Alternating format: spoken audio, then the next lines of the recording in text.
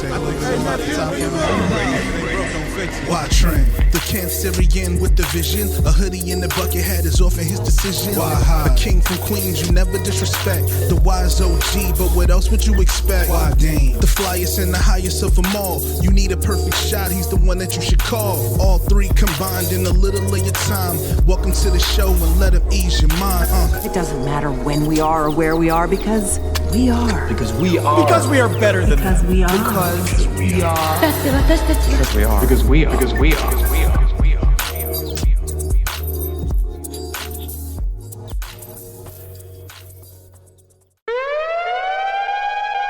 Yes. Yeah. Back. Y'all know what it is. And in case you don't, that Because We Are Boys are back in action 2026. First pod of the What's year. up? First pod of the year, man. It's good to be back. Yes, it feels like we've been gone for a minute. It does. The content has still been flowing because we love y'all. We care about y'all. You know, we take breaks, but they really not breaks because we still thinking about y'all at the end of the day. So it's really no breaks in this shit, man. No, not at all. And I really hope y'all Not at all. appreciate it. I really hope y'all do appreciate it because we always thinking about y'all. But yes, I am Tren Dollars. Godball underscores in the building. Underscore hard.wave. Or is it hard.wave underscore? It is. No, you got I had it right the first time. You got it, right? you got I had it it, right you got there. it. Yeah, man. 2026, bro. I'm here. We are Because We Are Boys. Welcome. If this is your first time, hopefully it's not your last time. We are here to give you what you need. You might have seen us on Because We Feud on YouTube, everywhere, you know, Instagram, all that shit. And like I said, if this is your first time, welcome. Hopefully you're here to stay. Yes. We've actually gotten more. Hello, everybody in America. We've gotten some West Virginia listeners since. Yeah. Clap it up for West Virginia. I mean, still fuck go. most of y'all though, because I mean, some of y'all. Two claps. Yeah, two claps That's for the two listeners. But we actually have no more listeners in South Dakota, so I don't know what happened there. I don't know what we They said. don't fuck with us? I don't know what we said That's to piss crazy. them off, but we have no more South Dakota listeners. But hello to all them, the men them over there in the UK. You know what I'm saying? All our brothers over there. Shout out to everybody in Sweden, our third highest listening country. You know, that's pretty hell fire. yeah. You know, shout out to all them people out there. Shout out to Australians. Shout out to all the ages, all parts, everybody. Shout out to all of y'all and thank y'all for listening. All the black people everywhere and everybody else. So to start off, let's address our time away. You know, who wants to start? Yeah. Where y'all been at? I miss y'all niggas. I mean, we talk every now and again, but we don't talk all the time. Just so our listeners know, we take breaks too. You know, so sometimes we are off Man, doing we're other adults, things. you know what I'm saying? We got lives Yeah. that we live outside of our studios. Yeah, and we always. I come have back. I actually have a question about that now that you bring it up. Go ahead. I'm the type of person where if I know someone is away or is busy, I won't call. Right? Mhm. Some people feel like I'm going to call, and if you're busy, you just won't answer, and that's fine. Right?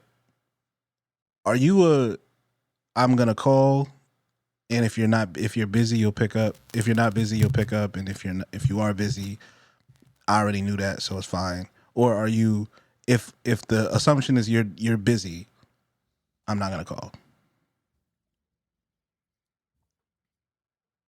For me, it depends on the person. Okay. Like if I know that they are a type of person that will go on vacation, but they'll still be like looking for some sort of outside factors sometimes, you know, because sometimes when you go on vacation, you're not always in vacation mode. Right. Sometimes you are still thinking about other things, right? But it entirely depends on the person that I'm calling. Word. If I'll still call them, or sometimes they'll hit me up. You know, if they hit me up first, then it's kind of free bounds from it's there. cool. You know, I've had Right. that happen, but for the most part, I normally don't. When people are on vacation, I kind of stay away from that, which definitely speaks to the type of person I am. Because like, what makes me think that they wouldn't want to hear from me on vacation? Like, they're not on a break from me. so like it could work. I don't know why Yeah. I would think not to hit them up, but it entirely depends on the person. But for the most So part, I want- I don't really. I definitely want to know how Dame feels about it because I'm actually talking about Dame. I think I might have shot my shot twice over the holidays, and I did not hear from this nigga. So, which is 100% fine. It's totally cool.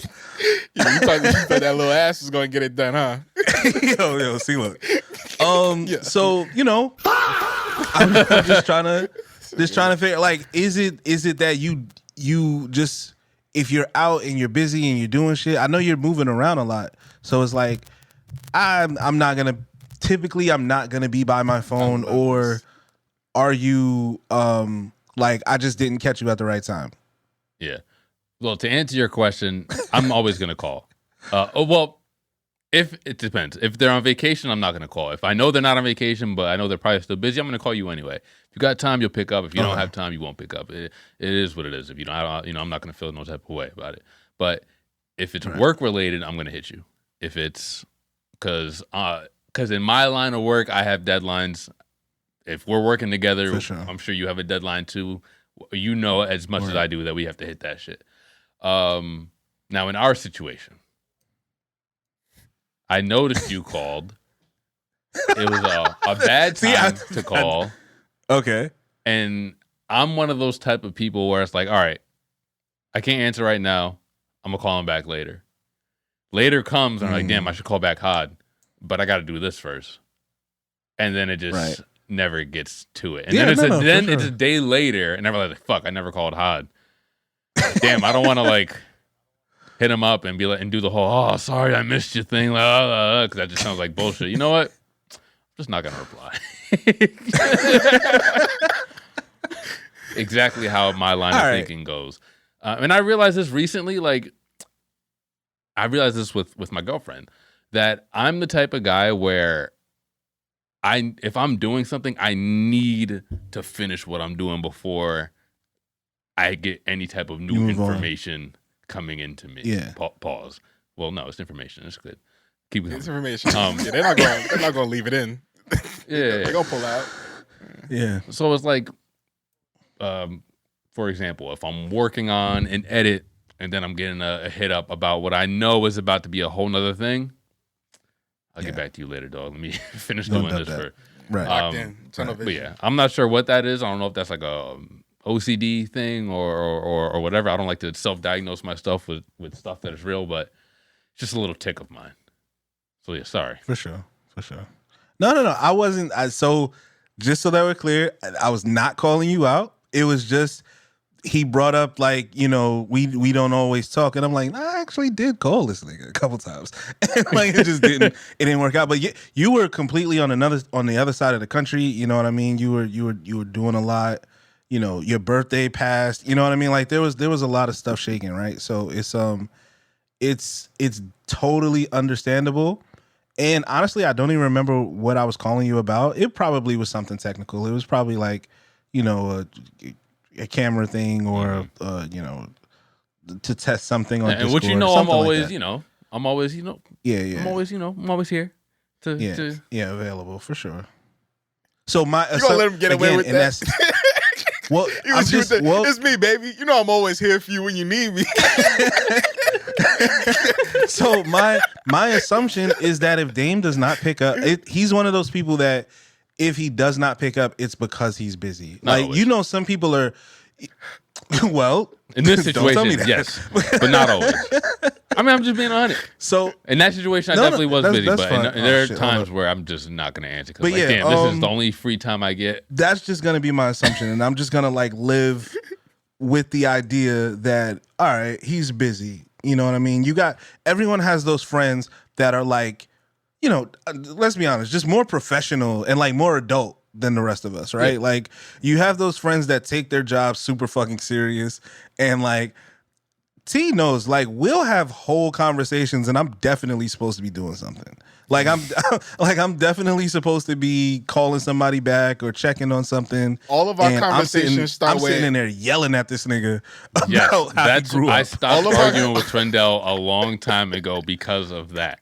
I will be at work when I was working at the museum, and we're over here arguing about like, oh, is Jay-Z the best rapper alive? No, because he sold crack to his mother. Like that's the type of fucking arguments we're having, and Twitter DMs for 3 straight fucking hours, bro.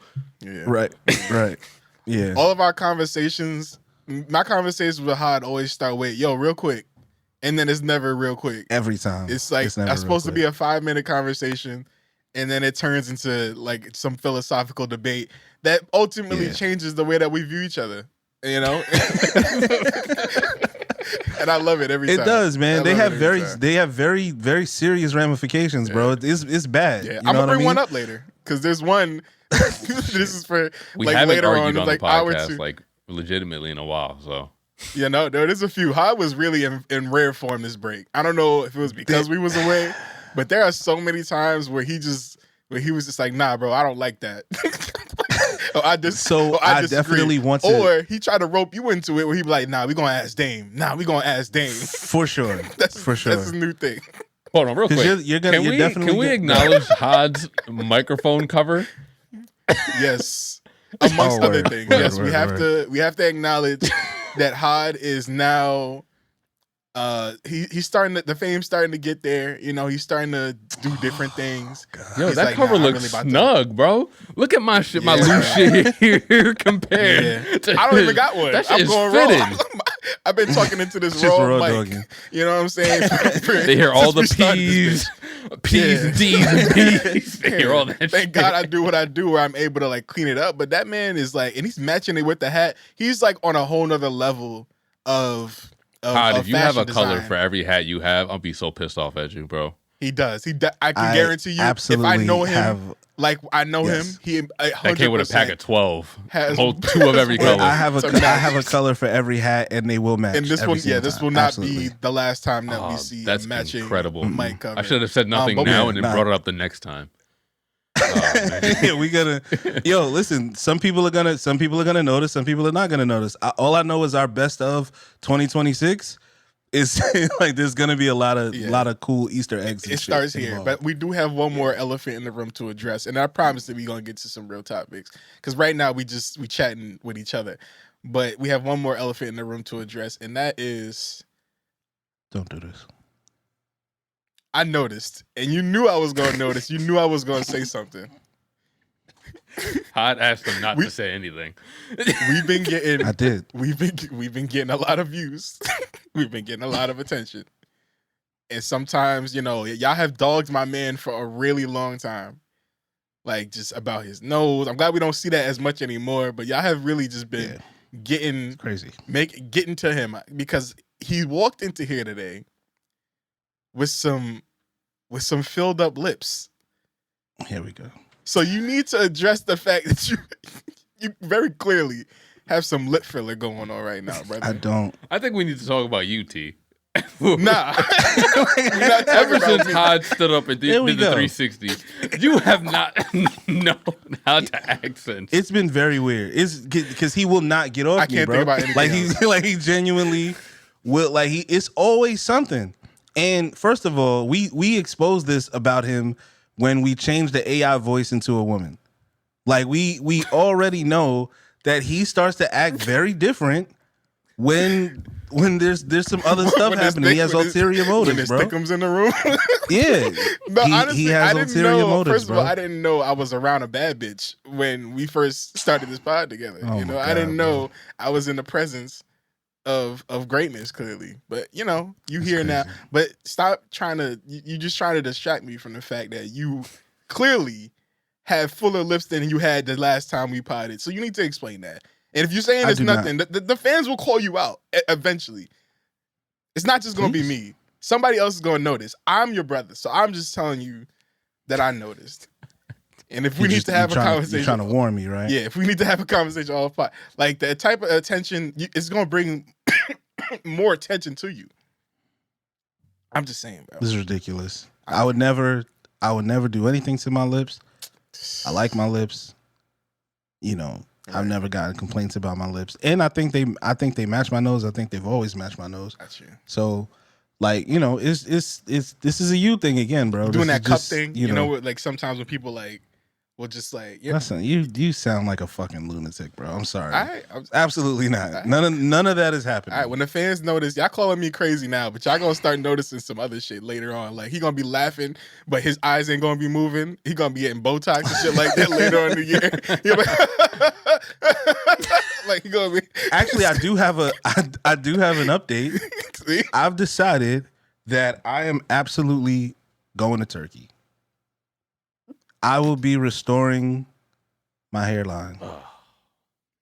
I'm going, bro. I'm going. What a quitter. And listen, I'm easily Fucking influenced. I'm easily influenced. Yeah. I've seen some stuff on TikTok. Damn. They got the brothers down. You know what I'm saying? Like they got the brothers down. The only thing I don't like about it is like, you know, if you've ever seen like the before and after, that aftercare and like the way it looks when like when it's growing back, it looks absolutely disgusting. And I have trypophobia, so all those little dots look disgusting to me. And if they get infected, you end up looking insane. But I'm going under the knife, and I'm coming back, bro. Again. I did not, bro. My shit started fading when I was like 24. I did not get enough errors off. I'm sorry, I didn't. I had braids. I had the ball fade. I had the taper fade. But you know what I'm saying? I never got the real curlies popping. You know what I'm saying? I never, you know, maybe I come in this bitch in 2027 with locks. Y'all hear You this, never right, know. listeners? Y'all did this. Y'all gonna judge me? Y'all did this. I'm This just is disappointed. 100% all of y'all. Yeah, he leaving you, bro. I'm just very disappointed, man. Like I've recently just discovered my people on Reddit. There's this community that's going, the bald community on Reddit that's going viral right now for being super supportive, and you know Yeah, for sure. they're giving us a tribe, and you're just turning your back on it. Listen, bro. Yeah, man. I feel you, and mostly I agree. But you know what I'm Well, saying? if he ain't doing that, they notice. Well, again, it's I might cut it all off at some point. I might just be like, I'm back. I'm back, y'all. I'm not gonna look at you. Back the in They same. the might not fact. walk. Yeah, that's not how it works, bro. We're not gonna look at you. They the might same not way. walk You in can't the just Come on, you can't just man. buzz and hey, it's me again. Hey, Come on, man. you know I was just joking. No, bro. We You saw know it's me, baby. Nobody says nothing to Jadakiss, bro. I low key think, you know, because there's that rumor like, oh, you was like voluntarily bald. I don't believe that nigga. Frankly, I think in 07 and 08, he went to Turkey and got his shit taken care of, and that's why he, you know, it wasn't popular yet. He might have just caught the wave a little bit early. You know what I'm saying? I'm not a Beijing guy. Like I've seen people with the paint essentially. I can't do that. I think when I first started to fade, I used to get the little fibers to fill it in and stuff like that. But after a while, bro, it just didn't make sense. I was like, look, this it looks how it looks. You know what I'm saying? Just cut it lower or whatever. I wish you well on your So- journey, bro. But ultimately, I hope that you are happy with yourself. You know, like I hope in all of this, you rediscover that love for you. You understand what I'm saying? That's really what it's all about. That's really what it's all about. No, it's not. It is, big guy. And I gotta tell you, I really do want you ultimately to be happy with Big yourself. man. You know, so my fault, big man. You're right. 2026, we evolved. Biz, big man, my guy. I really do want you to just have that inner peace, that inner love. You know, and I want you to feel the love that we have for you. You know, all that external shit is one thing, but internally, that's where the real work is done. So, in 2026, that's what I want for you, my brother. And I know all the. Do y'all think y'all gotta like everything about yourself? Like everything? Say that again? Do you think you have to like everything about yourself? Nah. You don't have to. I don't think you should. I think that's very You should like unhealthy. most things. You should like most things about yourself. You should, but you shouldn't think you're perfect. You know what I'm saying? You should acknowledge your flaws and Word. give yourself something to build on, something to build off. Because otherwise, then if you like everything about yourself, you think yourself is so perfect, then what else are you doing then? Like, what do you have to? Yeah. You don't got nothing to work towards. Yeah, for you just sure. become complacent and lazy. That's true. Yeah. But that's what I'm saying. I want you to, you know, I hope you keep doing that work to help you build to that point where you're like, yeah, Yeah. I'm happy where I'm at. But you know, there's always things that you kind of like. It starts with the lips, and then you know, don't get no nose job, bro. I promise you. Oh Lord, bro. Don't do it, man. Don't do it. We love I would you. never. I would never. We love you, That'd man. be crazy. We love that big old honker you got in the middle of your face, man. We love that. Yo, shit. come on, dog. Listen. Yo. We love it, man. Don't change it. All I right, do man. have to address how nobody asked, but I do want to talk about where I've been for the last month. I'm coming up to a month now. I was in Long Island City with some pussy. Yeah, with two pussies. Surrounded by pussies. Yeah, man. They started beefing after a while. It was weird, man. But I was cat sitting for my boy. Shout out to my boy over in Long Island City. I was cat sitting. It was nice. I caught up with a lot of good friends, some good people. Went on a few dates. It was nice, man. I was having a good time in Long Island City. But I will say that New York living is not for me. Like I know that the city is a great place to be, but I like it better when I leave.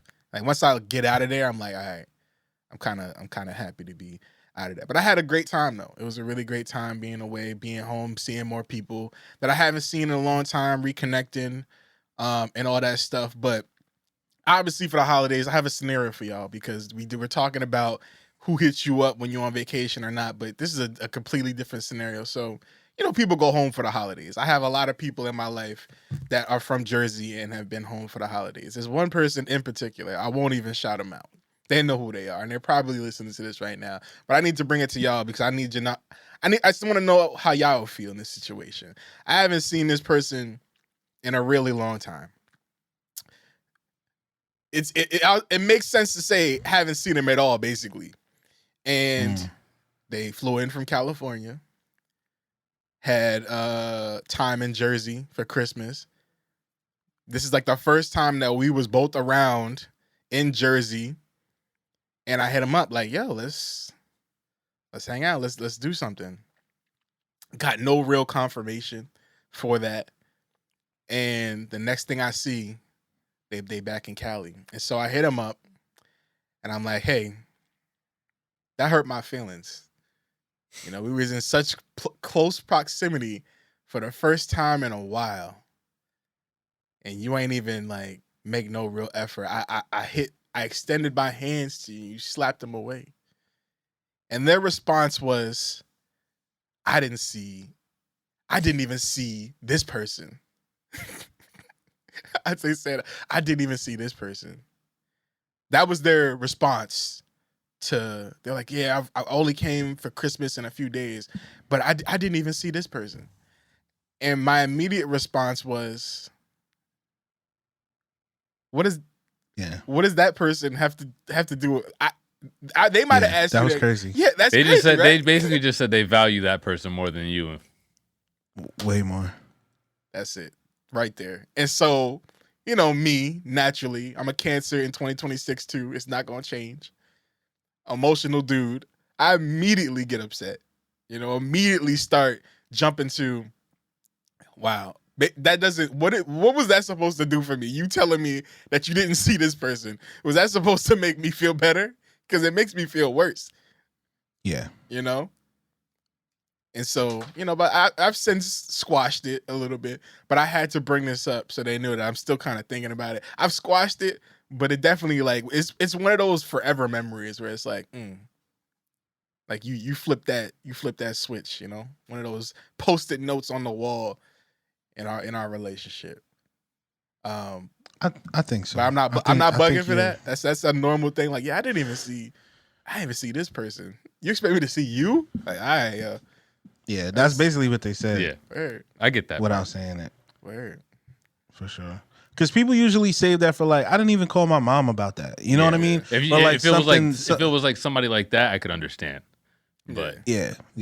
Given that But you're just making it sound another like it was person just like within the another group? friend or something like that. Then Yeah. How often does that happen for y'all? Will y'all go to somebody's city or vice versa and they expect to see you, or like vice versa? I don't know. I imagine that doesn't happen that much anymore for y'all. Yeah, but not anymore. When I first moved away, yeah. Like when I first moved to California and I came back and I thought it was like such a big deal. I started to take it. I started not to take it personally, but I started to think like, damn, is it just? Why do I feel like I am entitled to see people just because I'm home, or why do I feel like I'm entitled to people's time just because they haven't seen me in a while, or just because, like, oh, I'm in town. Hey, it's been a while, right? Like, it's just that around that time is when I started to realize, you know what? People aren't the same from when I left when I was 21, 22 years old. You know what I'm saying? People are living on their own right now. Some of my friends have kids already. Like, people are starting their serious careers. People are moving themselves and only coming back for the holidays. So I can't be selfish with their time just because I want them to be involved in my time. There are people that I think are kind of givens that like, yeah, I'm definitely going to go try to see Brent. I'm definitely going to go try to see Josh or something like that. But even if I can't, it's never a big deal. Like last time I was up in Jersey, I know I did get to see Josh, but I just happened to be lucky as hell. He just happened to be right across the street. He saw that I was getting home from my mom's party. He was like, yo, I'm across the street over at this guy's house. Can I pull up? I was like, yo, just come across the street. What the fuck? So like stuff like that is dope when it happens randomly or organically. But if it doesn't happen at all, it's not something that I take personal anymore, at least. Peace. I don't never give a fuck about seeing people when I'm in town, ever. And again, that's a me thing, but I think it's consistent. If we have not spoken that week, I might, let people know, yo, I'm coming through. I'm gonna be in the town. If no plans are made or if like communication stops at, just let me know. I'm never letting you know. If I run into you, I run into you, but I'm not letting you know. I'm probably like we're just not gonna see each other. And it's not that I feel away.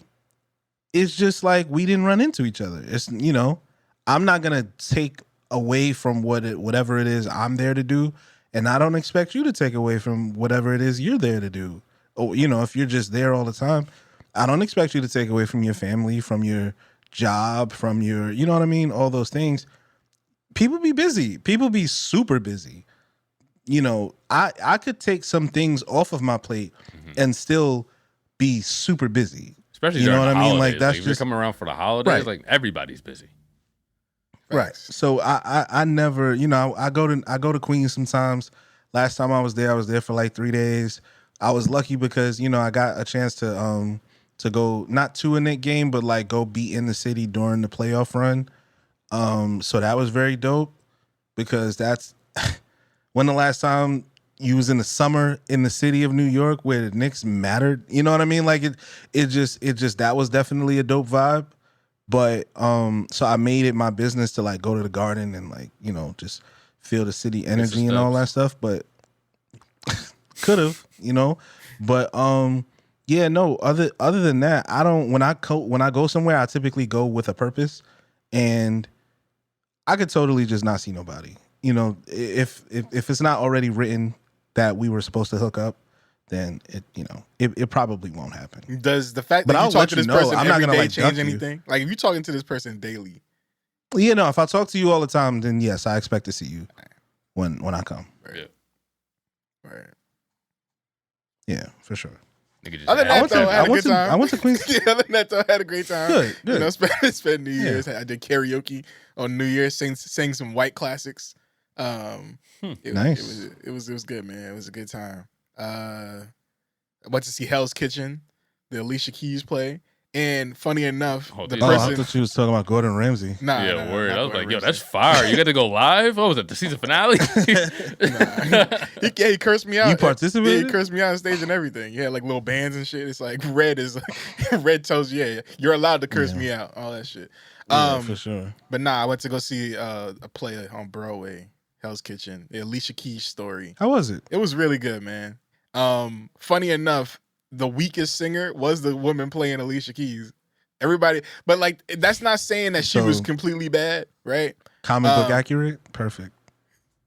Yeah, exactly. They went right from the source material. They probably hired the second or third best person to play that role because they were like, yeah, this is gonna be true to form. But right on the money. But it's honestly because the competition was so steep. Because I went on the days where they had Neo playing her father. So I got to see Neo singing. That was fire. And Yolanda Adams playing her fucking music teacher. So it was a good time. And the other singers were just significantly better, right? So her being like the worst singer isn't saying that she was bad. It was just they was running circles around her. Yo, the woman that played her mom, bro, the white woman, oh my God, man. Just she had like a solo song. Yeah, and it was insane. Insanity. In real life, we just called that 2003. So hey. just running circles around her. Yeah, man. Shoot that shot, bro. Yeah, she was out there with Tony Braxton and man. you know what I'm like. Yeah, bro. Yeah. Whitney was still kicking. You know what I mean? It was rough. Yeah. It was a rough time. If you're gonna get in your conspiracy bag, they got some singers out of there to make some room. You know what I'm saying? Like when it gets dark like that. It's like I do have one question. Wait, what hour are we? We're 30 minutes in? All right. Yeah, we 30 minutes in. It's hour one, bro.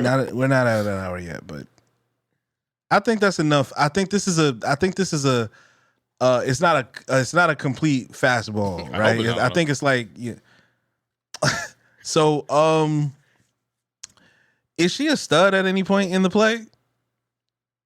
Basically, like, do they have to switch up the actress for like the stud role? Nah, but she is very tomboyish. I won't say complete stud. You know, Okay. she doesn't cross over to complete studism. You know, she's tomboy in the beginning. She's talking to a nigga that she got a crush on. Like, yo, what's good, son? Like, it's one of those types of shits. You know, very just tomboyish. That's what they used to call it back in my day. Now it's just studism. Yeah, you know. But yeah, she doesn't go full stud. It's a transitional period. Yeah. But she's completely flustered over a nigga in a mustard shirt for most of the show. And her white mom is like, hell no. Did it have Young Usher in the show? Absolutely not. It didn't have Young Usher in the show, no. That would have been fire, but no, it didn't. They didn't get to that era. They got to like, You Don't Know My Name. They sang some Unthinkable. One of the best parts, they sang No One and stuff like that. And then at the end, they sang like New York and stuff like that. But so yeah, obviously My Boo was way before that and shit like that. But we didn't have no Young Usher in the show. That would have been that would have been too much. Having Neo, you know, somebody that's supposed to be Usher and all that shit, that would have been a lot. That would have been a lot. But my favorite part of the show was Yolanda Adams by far. Her solo song brought a tear to my eye. I didn't cry because I was with a woman, and so I sucked it back in. I was like, I kept it in, stay strong, but it really almost brought a tear to my eye. I really beautiful, strong voice, and amazing. So much so that I bought the vinyl for that, which I have an update for y'all, and that'll be the end of my story. I bought the vinyl for Don't say so Hell's much Kitchen. so like that's supposed to be like some type of fucking sell. Like oh yeah, I would have never bought the vinyl anyway. Nigga, you was gonna get that vinyl regardless, bro. No, it's not even that. It's just, damn. You buying vinyls isn't a special occasion anymore. It isn't. It isn't even in like like a merit on the quality of the music. It's been 3 months, and you just exposed how many records you have on on Instagram. Some of them were 45s, but we don't gotta Actually, get into I that gave right you now. my guess, and you told me to be fucking for real. Because I showed more than that the last time that we was whatever. It's not about that. I bought the vinyl. I was hoping that the singers that were in that show would have been on it. They weren't, but it's still my first play vinyl, so that's pretty cool. And 2, that night I had a dream that I was in a restaurant and Yolanda Adams was there, and I was trying to get her to sign my vinyl, and she was being very patient, but I was reaching in a bag to get it, and I kept pulling out a bunch of random shit. I was never finding the vinyl, but she was like, oh, don't worry, I'm not in a rush, I'll sign it for you. But I kept pulling out random shit. It was really stressful of a dream, but she was really nice in my dream, and so I feel like I met her, even though I didn't actually meet her, I still feel connected to Yolanda Adams. So Yolanda Adams, if you're hearing this, if you want to sign my vinyl, I'll send it to you. And you can send it back to me. That'd be fire. If anybody listening to this has any type of connection, if I am 1 degree separated, even by a listener, separated from Yolanda Adams, please like get in touch with me and we'll make it happen. Imagine somebody just scams me. They're like, yeah, that's my auntie. I send the vinyl and I just never get it back. Look how easy it would be to scam me. But other than that, I had a great time away and I'm happy to be back with y'all. And yeah, and then again, I had a bunch of conversations with I got to see Dame when I was in Jersey, you know, my nigga who comes from far, but will always make time to see the boy. You know, it's nice though. We had a great time. Shout out to his moms and her party and everything. That was fire. She actually got me into my new fashion decision. Like I bought a lot of denim in preps for that, and I've been wearing denim ever since. That is gonna be. This year's my denim year for sure. I love it. It made me realize how much I like seeing myself in denim. So that's what we doing. Yeah, man. I definitely need to cop some more jeans myself. So T is referring to my mom had her 50th birthday party, and the theme was diamonds and denim. So you know, I got this big ass sweater, I bedazzled it up. I had my jeans and all that shit. Everybody popped out. It was a great time. It was a great time seeing a lot of family that I hadn't seen in so fucking long. Like going back to like Christmas that we used to spend when I was still living over here. Like it's been that long. So it was great to see that. Great to see a lot of the kids that grew up. I remember one of them was freaking just learning how to use a computer last time I saw him. Now he's freaking drinking beers and shit at the table. It's fucking insane. There's nothing that makes you feel older than moments like that where you see kids that, hey, I was there when you were born. Like when you were a little fucking batshit crazy motherfucker, but now you're a nice, respectable young man who's going to fucking MIT. Man. What the fuck is going on? That's just crazy. Yeah, man. I remember when you was this big, man. It's like, I'm one of those adults now. Yeah, bro, I get it now. I totally get it. Yeah. Yeah, and sometimes they care, sometimes they don't. Because sometimes I cared and sometimes I didn't. Sometimes it's like, yo, I don't know, I still don't know you. You know, so it's hard. It depends on who says it for sure for me to care when that happened when I was younger. But yeah, big shout out to you and your family and all that stuff. That was a lot of fun. But other than that, man, I had a great time away and I'm glad to be back. So, Hod, please tell us about. Yeah, because later on I'm going to talk about the conversations that we had away, but that's for later because it might get a little heated. People don't need to hear us arguing that early in the pod. So, sure. Tell us about your time away, brother. You know what? I don't really have much to report. It was beautiful. I went up to Sugar Mountain, literally up Sugar Mountain to Sugar Mountain. Yeah, in North Carolina. That shit don't sound up a mountain. Like a fake place. It don't. No, that's a landing spot in Candyland, the board game. Yeah. I've been there. It sound like I just got super fucking stoned on coke and just like left, and that was it. Yeah, that's right next to the candy cane slide. Yeah. No, so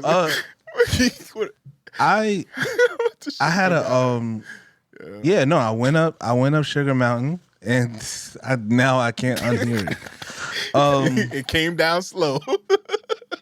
It was my daughter's sweet. My daughter's sweet 16.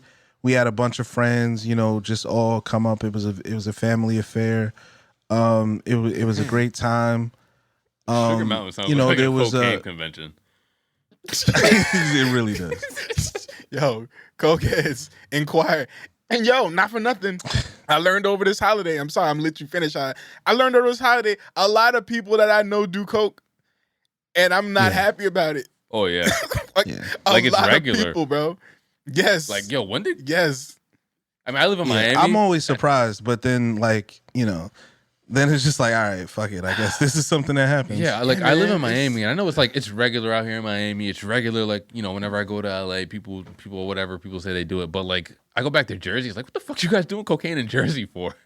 Yeah, man. Like, how? Why? When? Like, how? Like, but you know. Anyway. Yeah. Yeah. So Sugar Mountain. Yeah. Yeah. No, man. It was for the kids. We had a good time. Airbnb, you know, it was really nice cabin. Treacherous roads. Like I said, like the worst part was definitely driving up the mountain because I've never done a cabin trip before. You know, that's one of those trips that you always say you want to do, right? You know, but it was treacherous, bro. And we got there when the sun was already down, so you can't even really like see the side of the road, you know. So you really It get dark over there. it get dark, Like It get real darkness. Like back in the day darkness. for sure. Yeah, for sure. Yeah. So it was but it was cool. It was cool. We went snow tubing, you know what I mean? We played a bunch of games. You know, we had Christmas dinner up there. We celebrated Christmas up there. It was really cool. I think say again? Smoked under the turkey?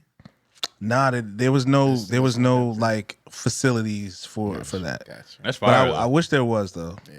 That must have actually like felt was- like Christmas. Like Christmas in a was it a cabin? Yeah, it was a cabin. Yeah, bro. That's like that feels like a Christmas movie you've seen before. You know? Yeah. He watched the Yeah. U-Log live.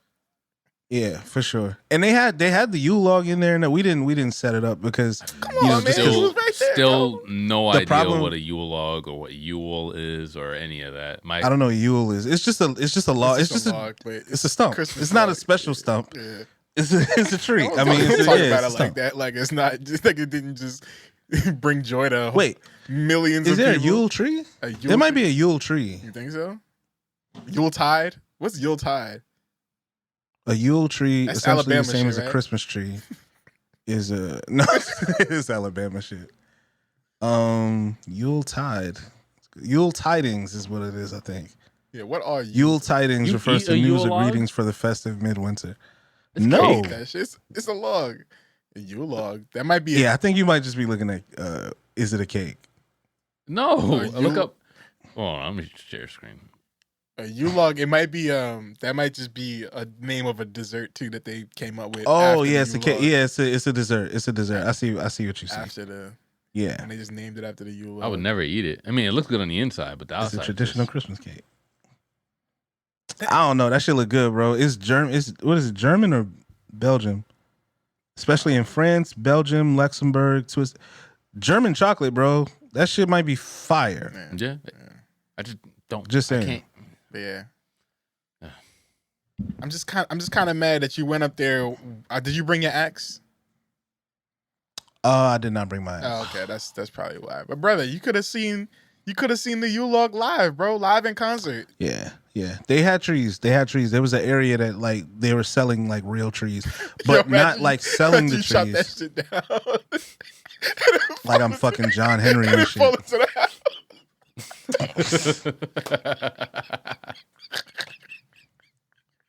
We got damages, right? We covered for damages. Like, God damn it. Incidentals? That's not part of the incidentals Oh, man, thing. that'd be crazy. Why would they put the tree right there? Yeah, they knew I was gonna cut it. God, they knew I had to ask. They seen the pod. They know I got to ask. I told them. Bring it.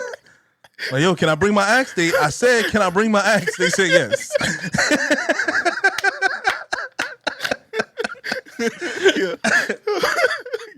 Well, nah, man. I didn't bring my axe. You know what? Damn, And I it was my first time, but now yes, now I'm like more prepared to do more like festive winter shit the next time I go up there.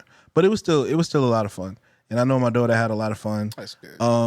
Good. Unfortunately, I spent New Year's Day in the hospital. Not for myself.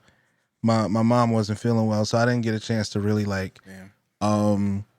to like be too festive. 2026 has started a little rough for me, and I feel like a lot of people are going through that as well. But Well, like you, know, always say, man, 2026 for you, or the new year doesn't start until March. it don't start until March. Yeah, I'm a spring equinox. Yeah. So, New Year celebrator. yeah. Even though we had a little weather that was coming up over here, you know, Shit was crazy. the weather was Yeah, starting to for get a sure. little warmer, so I started to get that Jones in my bones, you Yeah. know.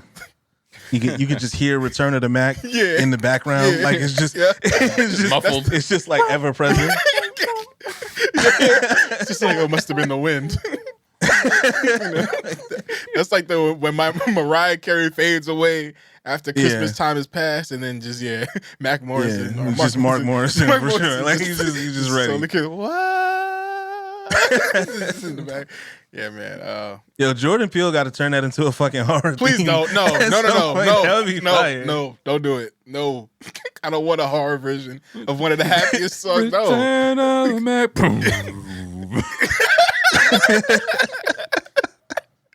That shit might be fire, bro. And I don't know. I think I would like a it. horror theme. It would be. I'm telling you, bro. Nah, man. Like, yo, like a new Freddy Krueger movie. Yo, But no. it's just, Return of the Yeah, or Freddy Krueger. Imagine Freddy Krueger with like Shaft, like a cool ass nigga. Exactly, bro. Yeah. I'm coming That in should be your hard. coming in your dreams, baby. Can you dig it? Who is the Man, got the clothes up in his hand. Damn right. I feel like we don't properly address the fact that man is a pedo. Like, Oh, yeah. you know, it's just Absolutely. like it's like part of the story, but it's like not what people like focus on. It's always like the death. Like, bro, the parents, like they stood on business with Buddy. You know what I'm saying? Like they got him up out of here. So like, yeah, him coming back to Return of the Mac would be like extra. nasty. Very nasty. Yeah, it would just be too nasty. Disgusting. Yeah, it's heated moment. But other than that, how's it? What else you been doing? You been chilling, man? Been good? Yeah, man. So one thing I did do that was exciting over the holiday was I went back and I restarted Clair Obscur Expedition 33. Let's go. Yes. He told me all about this. He I told did. me I had it the written for mission later. that you were on. I gave my Yeah, thoughts man. on it. I personally said before you get started, I said you couldn't do it. I said there's no way. Beat the game. I asked him what part in the story he's at. I forgot what you said exactly. I was like, no shot. No shot. Yeah. I doubted you too, but I didn't want to put that energy out there, and I just was like, let me just let him rock. You know, he don't know what's coming. But lo and behold, he did, and he sent me a text at like 1 a.m. Like, yo, credits rolled, it's done. I was like, no fucking way. I had to, bro. I had to. I understand. Well, here's part of the problem, right? And this has kind of always been. It goes back to my Final Fantasy point, actually. Yeah. Like, so part of my issues with RPGs and like JRPGs specifically, obviously this isn't one, but even with Western RPGs, you can't tell me the world is ending and then like show me fucking these cute little animals that I'm supposed to be playing and rolling in the field with. Like, I don't give a fuck about that anymore. Yeah. Like, yo, shit is happening, my nigga. Like, we gotta mainline this shit and we'll do all the cleanup shit after. They do You know kind what of I'm snatch the saying? rug. I mean, the game starts off dark, but then it gets happy again, but then it gets way darker. You know, like they really snatched the rug from underneath you, and rightfully so, because that game it's what it's supposed to be, you know? So So I want to give y'all a little bit of my kind of experience, not the whole thing. Nah, give us what you can. Spoiler alert, if y'all haven't played Clair Obscur, skip ahead a little bit, man, because I need it. We've all played it now, so it's time to we can properly discuss these themes. You know, this is Sure. you know, French Revolution. So- let's get it. First, when I first started playing it, I tried to play it with wifey. She just wasn't really interested. We actually got into a fight about it because It's like, no, I pussy get out of mad. the way, she's trash. So no, what we got into a fight about is that she can watch TV shows, right? She can binge watch TV shows. She can binge watch animes, right? But the same amount of time that would take you to watch 4 seasons of Stranger Things or whatever the case may be, watch me play a fucking RPG. Like, just sit there, help me make decisions and shit like that. She always falls asleep. She can and I get it. The pacing is different for video games than it is for TV shows. There's that in between like, time where you're just like walking around trying to figure out how you're supposed to go next. Yeah, exactly. In the ocean level, like, what the fuck? Where am I? yeah. I swear to Did I God, bro, go that here fucking already? flying waters level. Yeah. And there's the issue with the mini map, Yes. but I ended up appreciating everything that I didn't like about the game. I ended up appreciating. You know what I mean? Because the thing about not having a mini map, I don't recall thinking a world was as beautiful as Claire's was. And I don't think I would have noticed if I was staring at a mini map the whole time. You know what I mean? Like, it does make you have to interact with the world. You have to recognize, like, yo, you passed this cart already. You know what I'm saying? Like, the flag is blowing east. So if you come back and it's blowing west, it's because you made a circle. You know what I mean? Like, there's all these things that you kind of have to recognize. And I was immersed in the world because of that. And to the point where, like, yo, I probably am going to try to play more games without the mini map up. Just so that I can kind of experience the game and not so much be like checking off objectives, right? Especially in a game where they're kind of, you're in immersive experience with them where a lot of it is unexplored territory, right? Right. In the sense where they're experiencing it for the first time. You're going to see dead bodies around. You're going to see like past expeditions and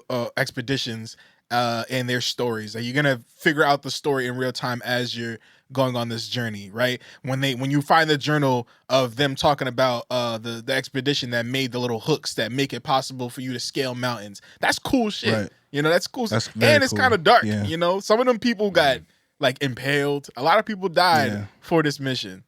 Or my favorite expedition story, I can't remember the number, but it was the one by the first Axon, the dancing lady. Because they were, the dude, I guess, well, he was writing, not realizing that he was being charmed, like hypnotized. Yeah, by the lady. She's, I mean, maybe we should just sit here and listen to the music. That's dark, it was like, yo, that's definitely where Tren would have had us fucked up. Like, that's definitely like, nah, bro. I mean, like, kind of a vibe. I mean, it's nice though, isn't it? Yeah, it's cool. It's kind of cool. You know, live this expedition music shit. The U-Log burning over there. Yeah, man. It's nice, man. That was definitely my favorite expedition story. Yeah, I would have been done up with Seren for sure. That she would have got me, bro. She would have got me. Yeah, for sure.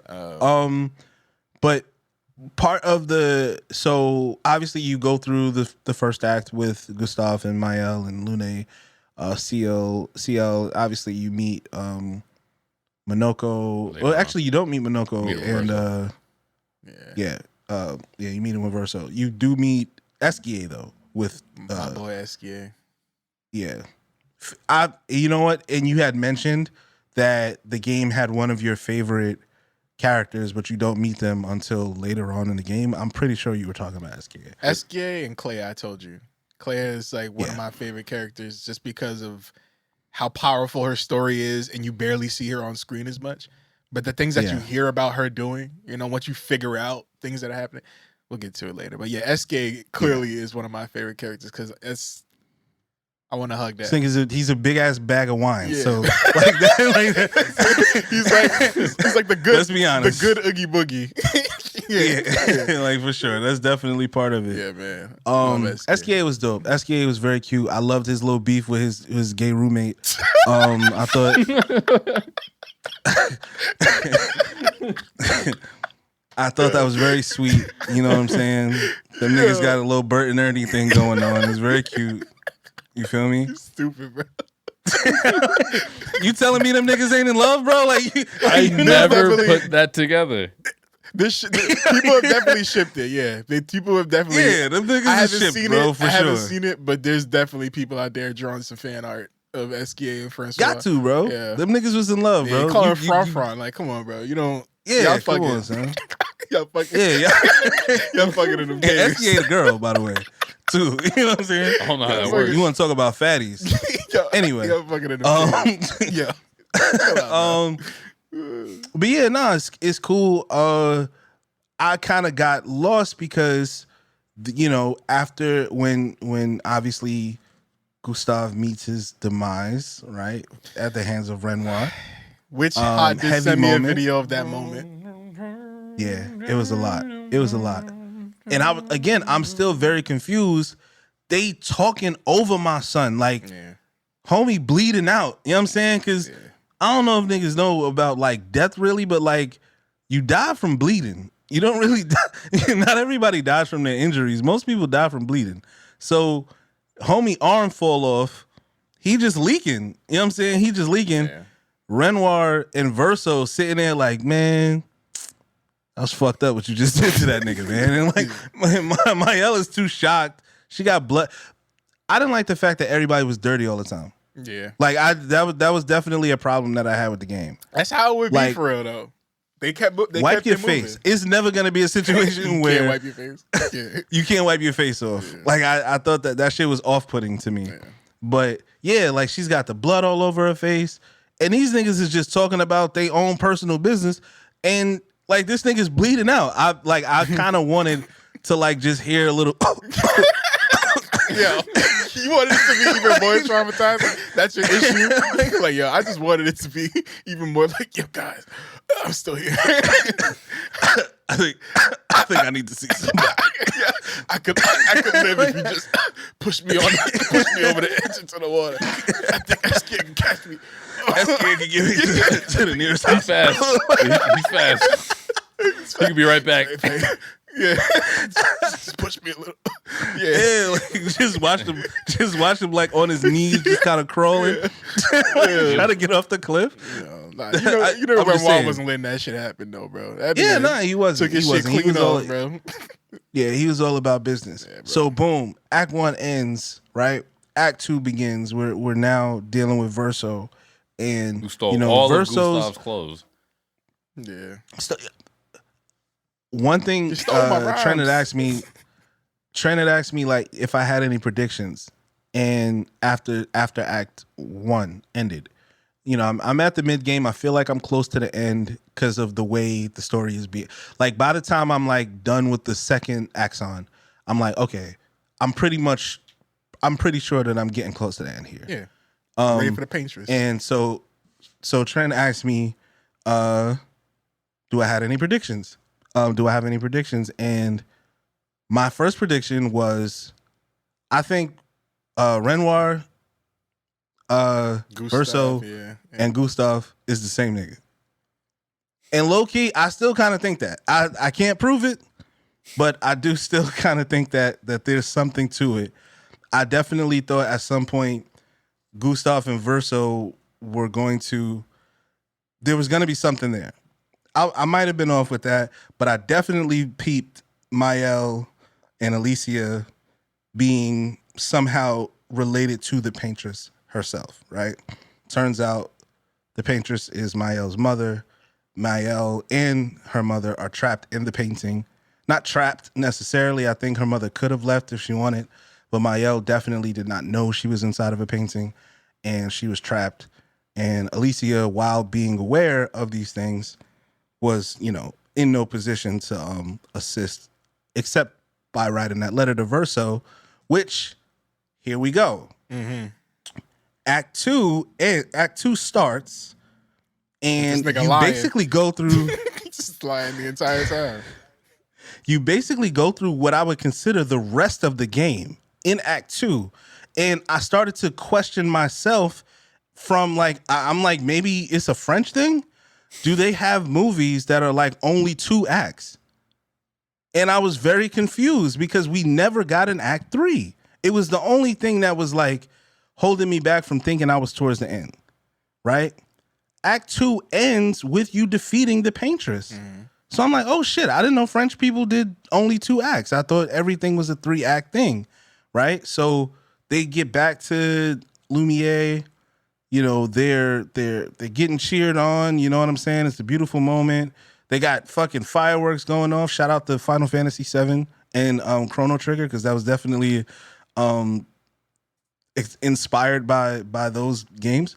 And then Verso sits down and he's reading the letter that Alicia had given him earlier. And I'm still confused though, because she's saying stuff. I look and I say, okay, cool. Alicia is Mayel. The paintress is Mayel's mother. Cool. When she says, what will you paint? I'm like, is she talking to me? Yeah, directly to yeah, I'm like, is she talking to me? And then the fucking bomb goes off, and I get it. Your father paints death. Your mother was painting life. She was trying to tell everyone, give them a warning about, you know, who was next, because she couldn't save everyone. She could only save her not her youngest, but her oldest paintings were being erased, right? Another thing, I never looked up the word gommage.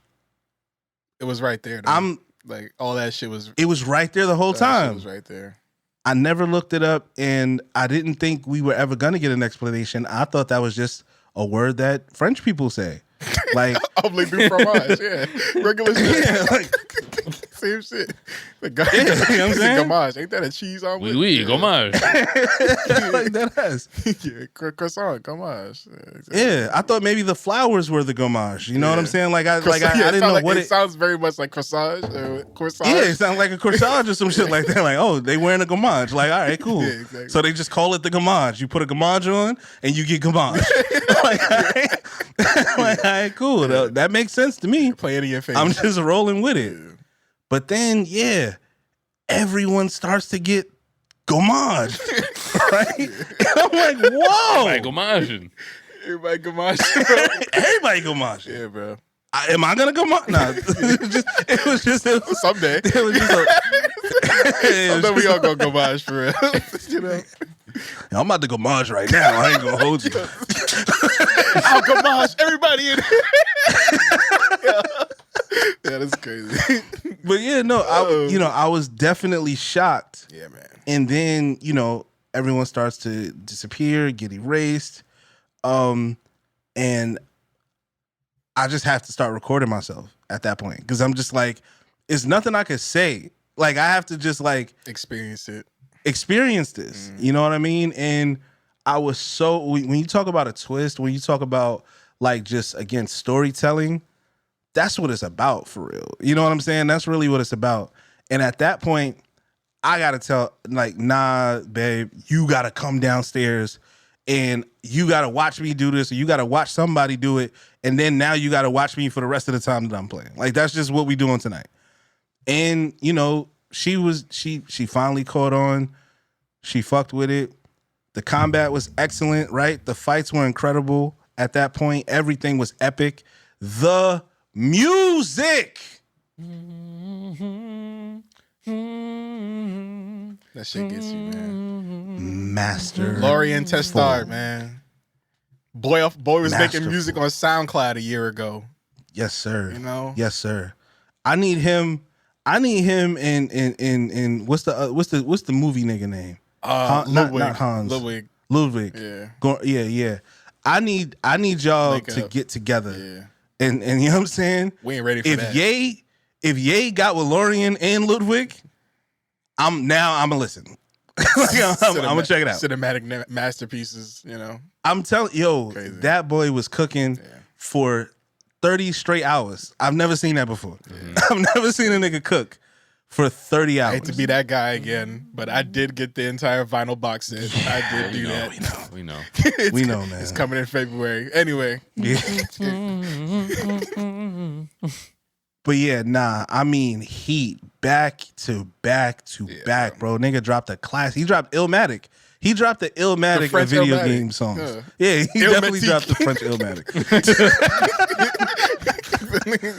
That shit was hard. And yeah, like I want people to sample that shit. Like I want it to be a big deal. I want everyone talking about this shit. I don't know if you can get a Grammy for a video game soundtrack, but if you can't, you should be able to. It should have been. Because that shit was again, I was blown away. I was absolutely blown away. Yeah. Like I said, one of my favorite games of all time two of my favorite games are RPGs, XCOM and Mass Effect. Mass Effect is an action RPG. There are turn-based elements to it, but it's not fully turn-based. XCOM is fully turn-based. It's not only turn-based, it's tactical strategy, right? So it's even a further level. This is the best turn-based game it might be the best turn-based game of all time.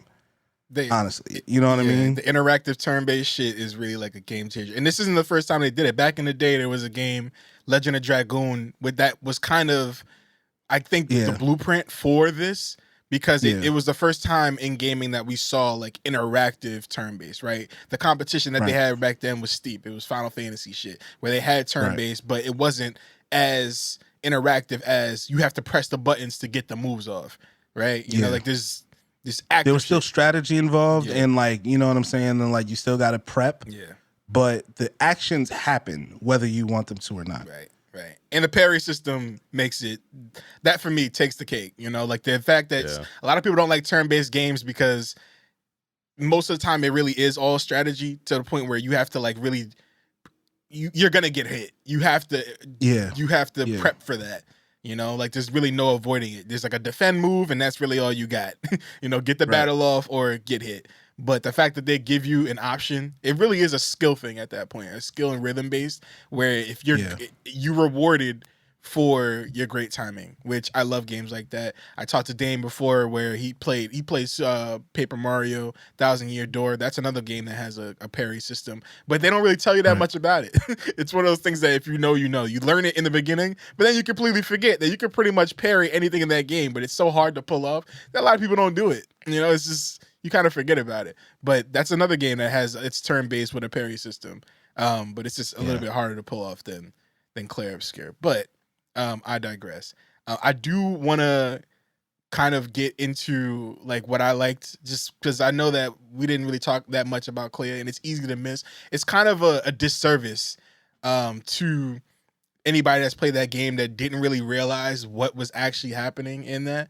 So I'm not gonna completely speed over it as much, but I do want to.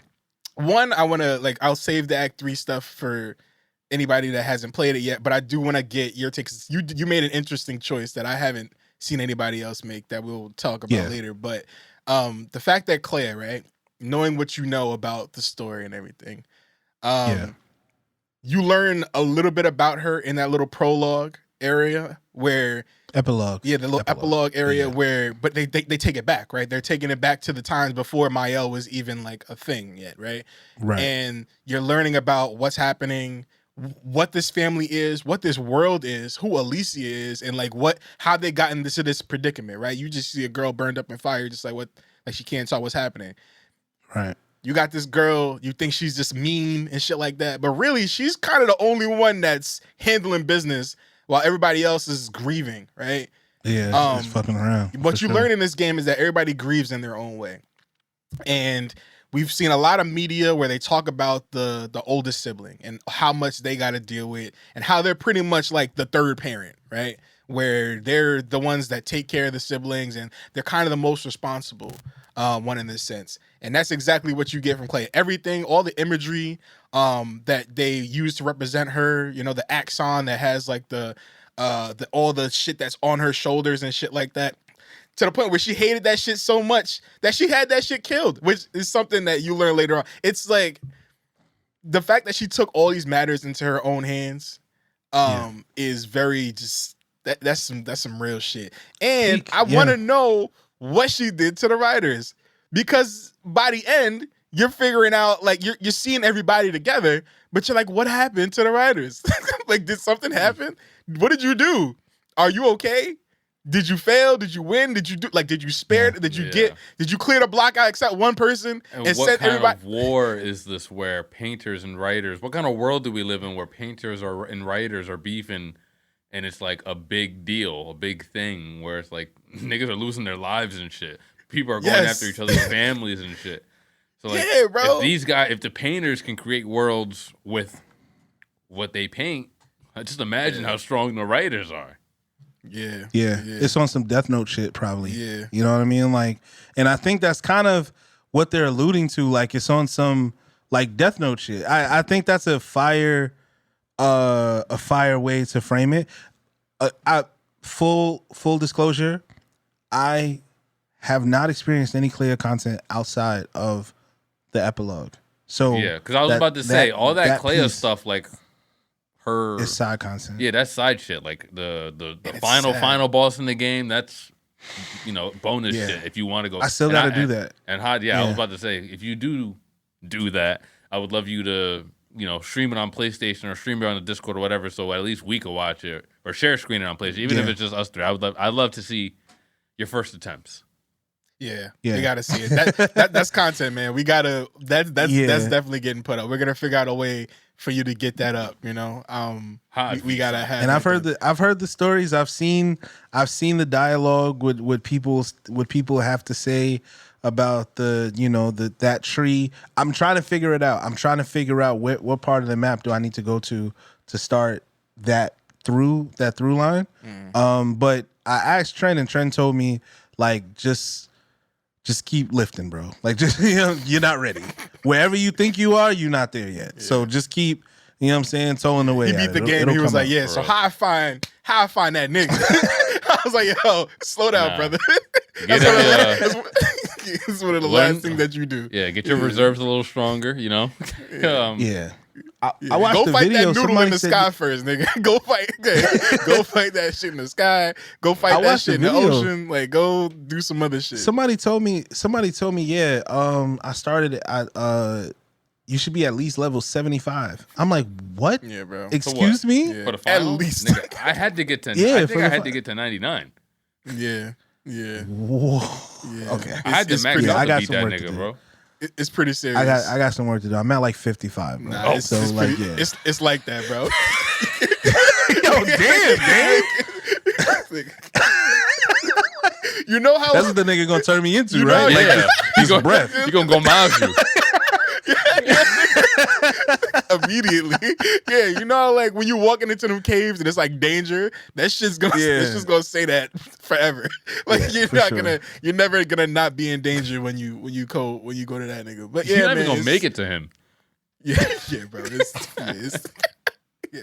Listen, man. I feel you.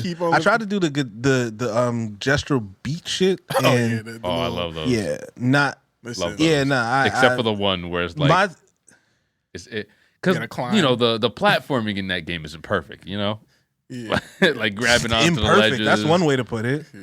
But there's that one where it's like you have to climb all the way up to the top. And it feels like you're playing that what's that game that the streamers be playing with it? Only Up? Getting over it up, or something like that? What is it? No, I think it's Only Up. Only Up? Okay. Yeah, it feels like you're playing Only Up. With how slippery your character feels. You just slide off of shit, but your guys' arm is still up. It's like, damn, this is a little bit buggy sometimes, but it just makes it a little bit more challenging. Yeah, it's rage-inducing games. Hardest whatever the opposite of one. Cozy games are, that's what that is for sure. You know, no saves, just climbing the platforms, and if you fall, you start again. Start over. Or not. Yeah, because that's the thing. Man. Ain't no fall damage. Like nigga, all you feel is shame. Yeah. Like that's part of the problem. Yeah. The pain. You know what I'm saying? saying? Fall damage is internal. You know, that ass, debate even playing the game even more. But yeah, all in all. To wrap on Clair, I think that she's one of the most interesting people in that game, and it's just so sad that it can be missed completely. If anybody finishes that game and they don't feel inclined to learn more about the Dessandras and their family and everything that's happening outside of what's going on in here, like it's completely missable. And the scenes that you do see, I'm glad that she makes you want to know more immediately when she's on screen, and it's a short time, but she's cooking, man. And honestly, she's marked as one of the strongest painters out there, right? They talk about her as like she's the urban legend, but really she's the only one standing on business in there. So to end on this conversation, I want to talk about some decisions that you made, or that you know. Because I know that you didn't really make the decision, like you said. You had your wife with you; she makes the decisions for you. But I do want to know, like, what happened, what you went through, and what you would have wanted to do. Because I think those are two completely different things. Ultimately, she was wrong. Like, you know what I'm saying? And like, honestly, that shit is a microcosm of like marriage for real. It's like, let her be wrong. Like, just like you gotta support her through the mistakes. You know what I'm saying? Like that's really what it's about. Because she was coming in late into it, I don't think she really understood the stakes. Yeah. You know what I mean? Of what Renoir was fighting for, and what Verso was experiencing. You know what I mean? I don't think those things connected with her. All she kind of recognized was like, I've been fighting with these people. I love Mael. I want to do what's best for Mael. Yeah. Right? So we went with that option, right? Now, Gotta listen to a nigga saying, "Please let me die." Like, yo, please let me You go. feel me? Like, yo, let me go, please. You know? But So, that's yeah, man, it's- I didn't pick that ending, but that's my favorite ending out of the two. that shit- That is so my yeah, what I favorite was ending out of the like two. canonically, I think Mael's ending is the ending. yeah. If they make the movie, I do think that they would go with that. Yeah. Sinister You know, they and probably- chilling but- ending. Yes.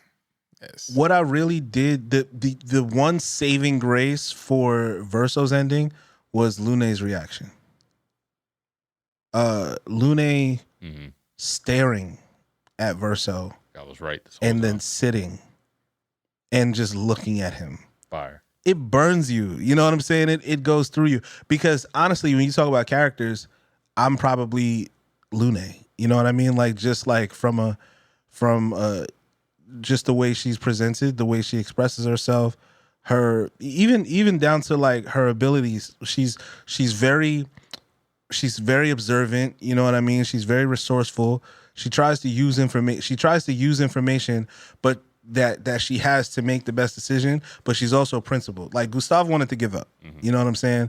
And she was the one that was like, motherfucker, not only are you not gonna give up, but the point is to die here. Like we know, like what makes you think that you're so special that you get to make a different choice than everybody else made that came on this expedition. You know, so it was tough, bro. Watching Lune got me to play the game. The man almost Gustav folded in didn't the do it. first 30 the He- first he 20 minutes of folded. the expedition. That man was ready to give up. Nigga was like, yo, man. You read all them books, Yeah, though. fucking go mine. You know what I'm saying? Like, you my was- shit smooth off. Like, yo, come on, son. Yeah. This nigga use magic for the blicky. You think so, if Sophie was here, you would be acting like this? Yeah, bro. I don't think so. I just lost my bitch. I lost all my friends. I'm out, bro. Nigga was like, yo. This Lumina converter Nigga probably- shit. I'm What if he- gonna show y'all the power. I'm gonna show y'all what this shit really for. Nah, man. What if the nigga like broke the fourth wall to himself and shit? Yeah, man. What if the nigga broke the fourth wall? Was like, yo, turn this shit off, bro. Like I'm turn done. this game off. The expedition Yo, turn- ain't no turn- expedition. yo, 33. it's right here, This bro. shit The is button over. right there, Turn bro. this shit off, man.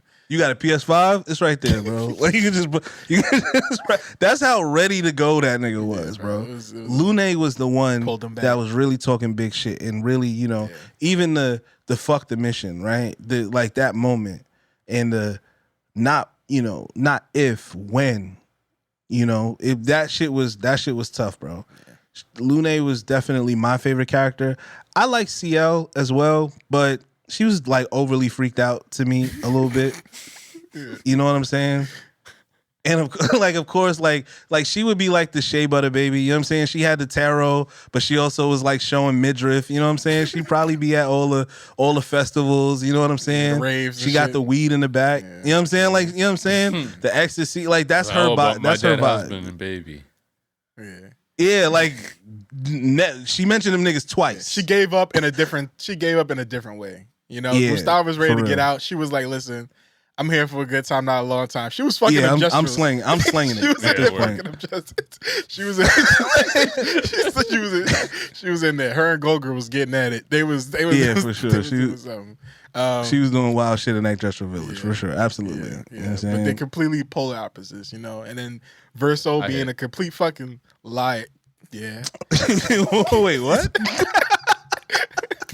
I get it. man. I did Built that 2 relationship, playthroughs, you know so what I'm saying? yeah, I did. Yeah. For sure, You got for the sure. extra abilities for sure. Yeah. But yeah, but my first playthrough, I was with Lune. That's Shawty was great. You know, in the sense of like Yeah. just super intellectual, and just she. Her backstory is sad too, right? Like you spend your entire life working towards something, and then like just having to find out what you find out about yourself and the entire world that you're in, and this nigga Yeah. that you've been traveling with, you know, who Yeah, just on some fuck shit. Knew it. yeah, Didn't tell you. but that was my favorite part about seeing all the clips about people realizing what Verso is and everything that he do. Just everything that he says, bro. Like people are like, yo, he spends like 30 minutes on screen total, and he spends all 30 minutes lying. lying straight up, Just straight being a just lying the manipulator. entire time. And he just happens to be one of the And we strongest still people in your picked his team. Yeah, and we still pick Well, yeah, him.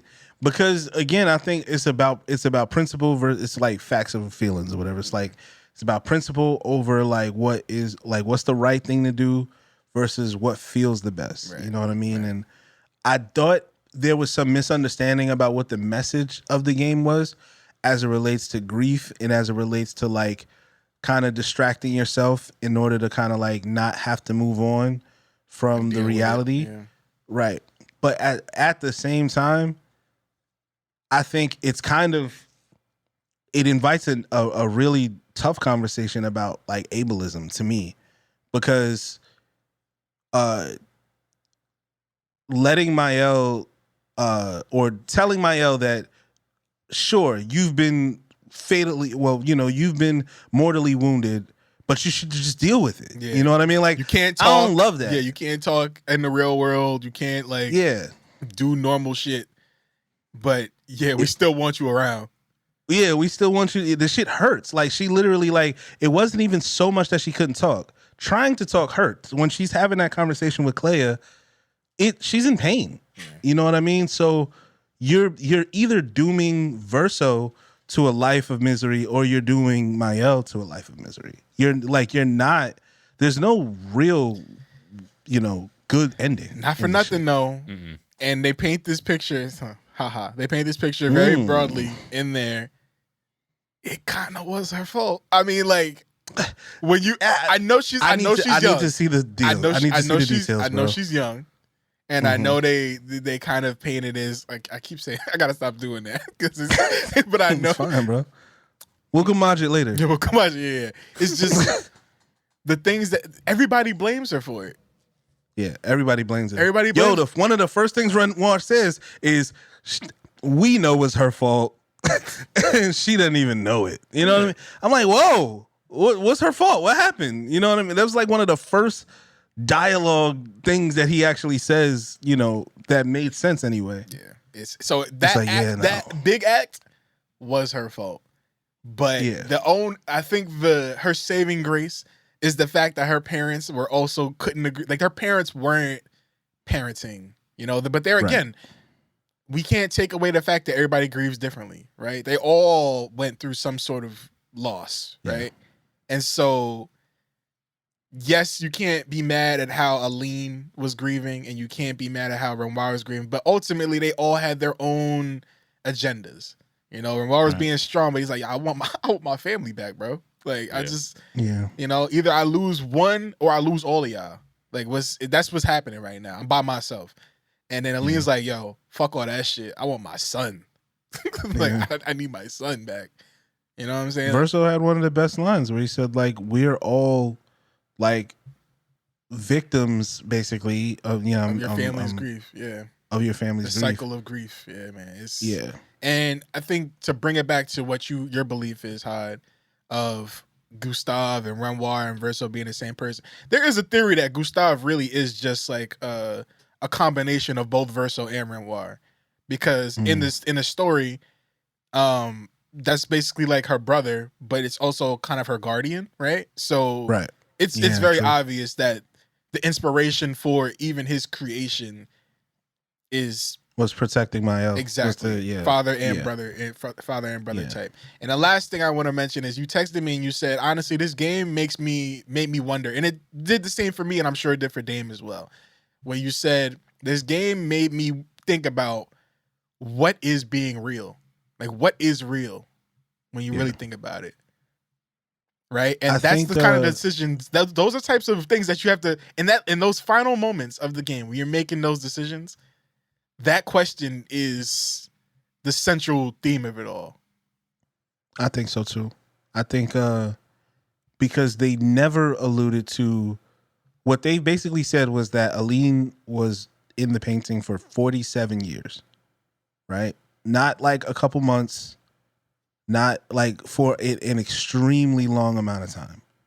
And this is in painting Renoir, time, right? So that's what I was trying to figure out, because when you switch over to Alicia, it says monolith year 47 or 49 or something. 49. Yeah, 40. I think it was 47 though, because Well, she's they were 33. 33. So she's 16 in. I think So it would've been she's like like 49. 16. Yeah, because 33. Yeah, this math shit. But she's like 16 in the painting when she gets painted. Like when she gets in the painting, but her mom had already been in there for a very long time. Yeah. Right? So it tells me that the lives of the people inside of the painting were happening in real time.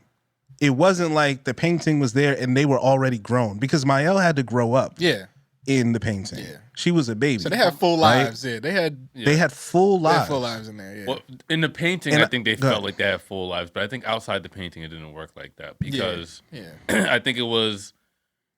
Didn't they? Because it couldn't have been that long because Verso wasn't dead in real life for that long. I don't exactly. He was remember like how they showed his age on the gravestone. He was like somewhere in his 20s or like early 30s. Yeah, he was 23 or something. Yeah, and then but Mael. if it happened so long ago, then Mael wouldn't have even been born then. Time passes drastically faster inside the painted world compared to the real world, with days or weeks in reality equating to years or decades within the painting, causing characters like Renoir and Aline to age significantly and experience centuries of events while only a short real world time passes. Okay, so it sounds like it wasn't a day outside might equal several years inside, meaning characters trapped for what seems like a short time experience vast stretches of history. All in all, she was there for a minute. she was there for years. Yeah, she was there. She was there for years. Yeah. So, what I ended up asking my wife while we were sitting there was like, "Yo, if somebody came to me right now, it was like, yo, bro, none of this shit real, bro. You want a painting? I don't give a this fuck. This family that you got, like, bro. Yeah, you gotta. Yeah, this shit is. Yeah, you gotta just. We give need it you up, on the outside, none of this bro. shit matters. Like shit's getting real. We need you. Like you gotta get rid of this. That shit is never gonna work on me. Yeah. That shit is not gonna work on me. I'm not going nowhere, bro. Like keep me in the Matrix, keep me in the painting, keep me in Skynet, whatever the fuck, bro. Whatever the sci-fi thing is, keep me there. Because we talked about the trolley problem, right? Save, doom the few to save the many, right? What makes Verso's or what makes Mael and Aline's real life more important than Gustave and Sophie's, than Lune's and CL's, than the Mael inside? What makes their lives more important? Yeah, Minoko, Esquier, like they just don't matter. You know what I mean? Like, and while Mael ultimately did it for a selfish reason, which I think was a choice from the writers. I think there was a noble reason to keep the painting open that they never said out loud. Nobody ever said, we can't kill these people because they are real to me. Nobody ever said that. Yeah. Like that, I feel like that would be like the first thing you would say, but whatever. Yeah. You know what I mean? Like, we watch Lune, we watch these people cry, we watch them mourn, you know what I'm saying? We watch them be scared and have all these feelings. Try to self-gomage. Try to self-gomage. Yo, imagine that, bro. Like, these people are real. You're not even real? Yeah, that's real. What if that's how you found out? Wait, what? Hold on. This went through my stuff. Yeah, real people. No, but like, what makes their lives less important than the lives of the people on the outside, other than just the expectation that as people, we're just supposed to agree with that? You know what I mean? Like, so even the reason why I ultimately chose Mael was nothing that Mael said. It was because Gustave is real to me. You know what I'm saying? Lune is real to me. CL is real to me. I understand what Renoir is saying. And I understand him not giving a fuck about none of that. I truly do understand. Right? I tell my daughter all the time, like, stop calling them niggas on Discord your friends. It's true, though. That's exactly that, though. Exactly that. You know what I'm saying? Turn like, that computer off. Where your friends at? Exactly. You know what I'm saying? Like, it's a real thing that you have to I'm your deal friend. with. Exactly. I'm right here. You know what I'm saying? I'm real. I'm right here. Come here. If you never did this with a motherfucker, that's not your friend, bro. Like, you know what I mean? It is what it is. We let this girl like kind of live in this world with imaginary characters essentially. But again, what makes the people on the outside more real than the people in the painting, right? So, I thought it was a really good, interesting question. Dame, so you chose Verso's ending, I'm assuming. So did I. Okay. Yeah.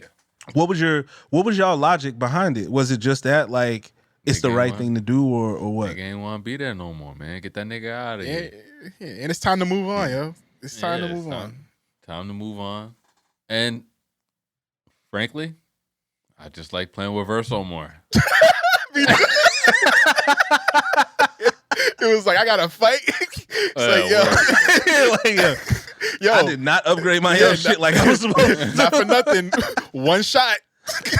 Yeah, I feel you. One shot. Like, yo, I got a nice little combo. I can get up to S. You know, I can get up to S. I'm gonna beat this game. I got all the 5 and 13-point luminas on Verso. Like I don't. Right. Yeah. No, I respect that. All them little color of luminas that went into Verso. I had like 300 of them shits on Verso and like 60 on my L. Sorry, baby girl. you gotta go. You getting the fuck up out this painting. Honestly, yeah. Nah, so that was my logic, right? I would have chose Monoko if he was an option. Yo, Mama Noko was a beast, bro. Monoko, like that motherfucker was heavy work. Monoko was insane. That fucking bell on you, nigga. Yeah. Best song by far. Multiple times. Bro, that Monoko song is a fucking banger in any era. Like that shit ain't got nothing to do with video games. Yeah, they always go hard for, again, shout out to Lorient to start, right? Of just coming up with these masterpieces of songs that are memorable. That shit had my shoulders moving, bro. Yeah, man. Crazy. Yeah, bro. They always do it. And but now I chose Verso ultimately because I really am somebody that believes in moving on, right? Like I do think that Renoir's message of I lost one child, I'm not gonna lose all of y'all. You know, I really do need, like, we need to move on. Ultimately, what his philosophy is, I need my wife back, I need my daughter back, because otherwise I'm just gonna lose y'all, and I'm just grieving by myself. And yes, it's selfish. Everybody has like a bitch. Everybody has a bit of a selfish. Everybody has a bitch. Everybody has. I want my bitch back, man. Everybody has a bitch with me. Yeah. Damn. I'm sorry, bro. Yeah, no. Just bring that back in 2026. But but everybody has a bit of selfishness in the sense where they want to do what's best for them or what they think is best for them. But Renoir really did want everybody to move forward, but he wanted everybody to do it together. Like, we're still a family at the end of the day. So what you got going on in here, you're not suffering in here, but outside you're suffering by yourself. Yeah. And we can help you, even though like to your ableist point, even though you suffered a mortal damage to your outside body, we still love you, we still want you around, you know? Like we might have blamed you for the death. Again, it was probably hard on everybody, but we have to move forward, we have to grow as a family. And again, if you choose that ending, one of those people is still like, we ain't done, you know? Like, one person walks off. Like, we ain't ready for this, yo. Like, we still got business to handle, right? But ultimately, I chose Verso for that reason, because I just think that while, yes, those people are real, I still think for the greater good, there's still business to handle, and you're not just going to like ruin my family. Like, we gotta get thematically. It opens up the world to bigger things. I think the story could still exist even if you choose Miles' ending. Right? I still think there's a world where Clair still is handling business with everybody else outside if you lose Mael. Actually, I think that's like a pretty good ending for the movie, because then it's like, all right, well, it's clear we're not getting Mael back. She's gone, right? But we still have 3 strong painters in the family, and we can still handle this business. We still got shit going on the outside that we got to handle. So thematically, I do think that they would choose Miles' ending for the movie. But yeah, man, grief is a bitch, and I think that everybody should just get through it the way that they think that they see fit. And it's a sad thing, but Versa wants to get out of there, bro. Like, don't, you know. And I shouldn't even be here. You know, the fact that you're grieving and this is how you grieve is kind of selfish in the sense that you put me here for selfish reasons, and I'm ready to go. I don't want to be here. You know. Yeah, I felt that, and I really thought, you know, I don't know how y'all did it, but in mine, when I fought the Paintress, and in that third phase where she's literally laying on the floor, right? I have extra AP, so I'm free aiming, and I'm literally just shooting at a woman on the floor. Get up, get up. Yo, you think you trying to trick me? like she crying, bleeding, she healing you. I'm just like, yo, you trying to trick me and giving you buffs and shit. It was just, it was like, yo, we was beating this bitch ass, bro. Like we really was. We beating her ass and she crying, bro. Like I didn't think that was right. Yeah. I'm like, all right, so we might be. That was the first time I felt like we might be the villains of the game. She was crying since the beginning, bro. She had her head down in her fucking for sure in her knees, bro. It was right there in front of all the beginners. She's been grieving since the beginning, you know. And the point where Sophie's like, I kind of feel bad for this bitch. Yeah, Gustav's like, that is what she said. You feel bad for her? She killing us. She's a monster. Yeah. Like, and the other part that I'm not gonna lie about, like, the Paintress is a terrible name for a monster. Like, when I first heard them call her the Paintress, I'm like, this bitch ain't the villain. Like, it's not a vicious name. You know what I'm saying? Yeah. The Paintress. Oh, she be painting. Like, nigga, like that's like the least violent thing you could do. Oh, you know what I'm saying? Oil on canvas. Yeah, it's like good. Acrylic. You know what I mean? Like, nah, this bitch is not threatening at all, bro. She's just sitting there. Yeah. You know, like, I get it. Crying.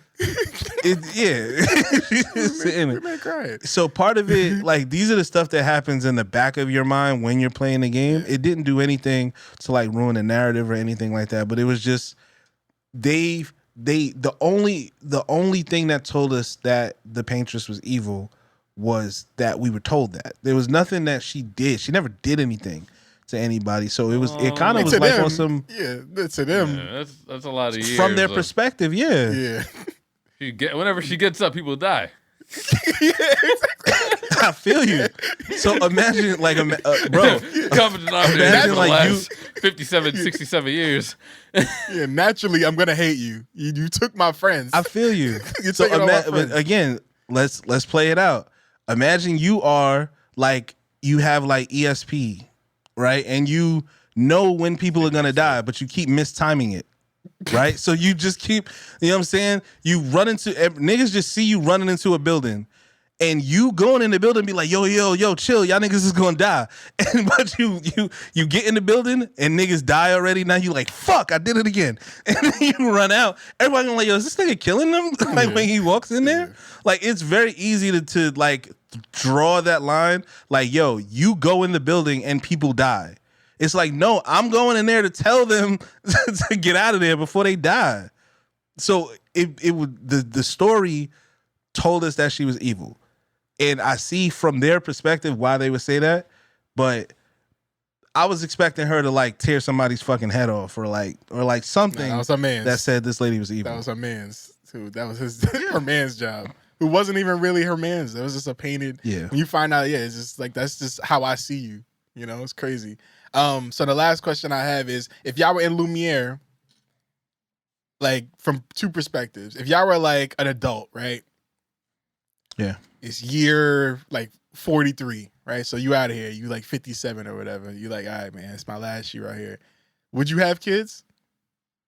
Knowing what you know, would you have kids, and how would you spend your last time before you go Maj? Like, how would you actually, let me take that back. I think I would have kids. I think I would have had kids early. So another part of the game that they don't want to talk about is that them kids because no, like, no. because we running out of people. All right, Next, fuck it. Dave. All right, we'll next. yeah, you write that down. No. Write that down. That's fine. Yeah.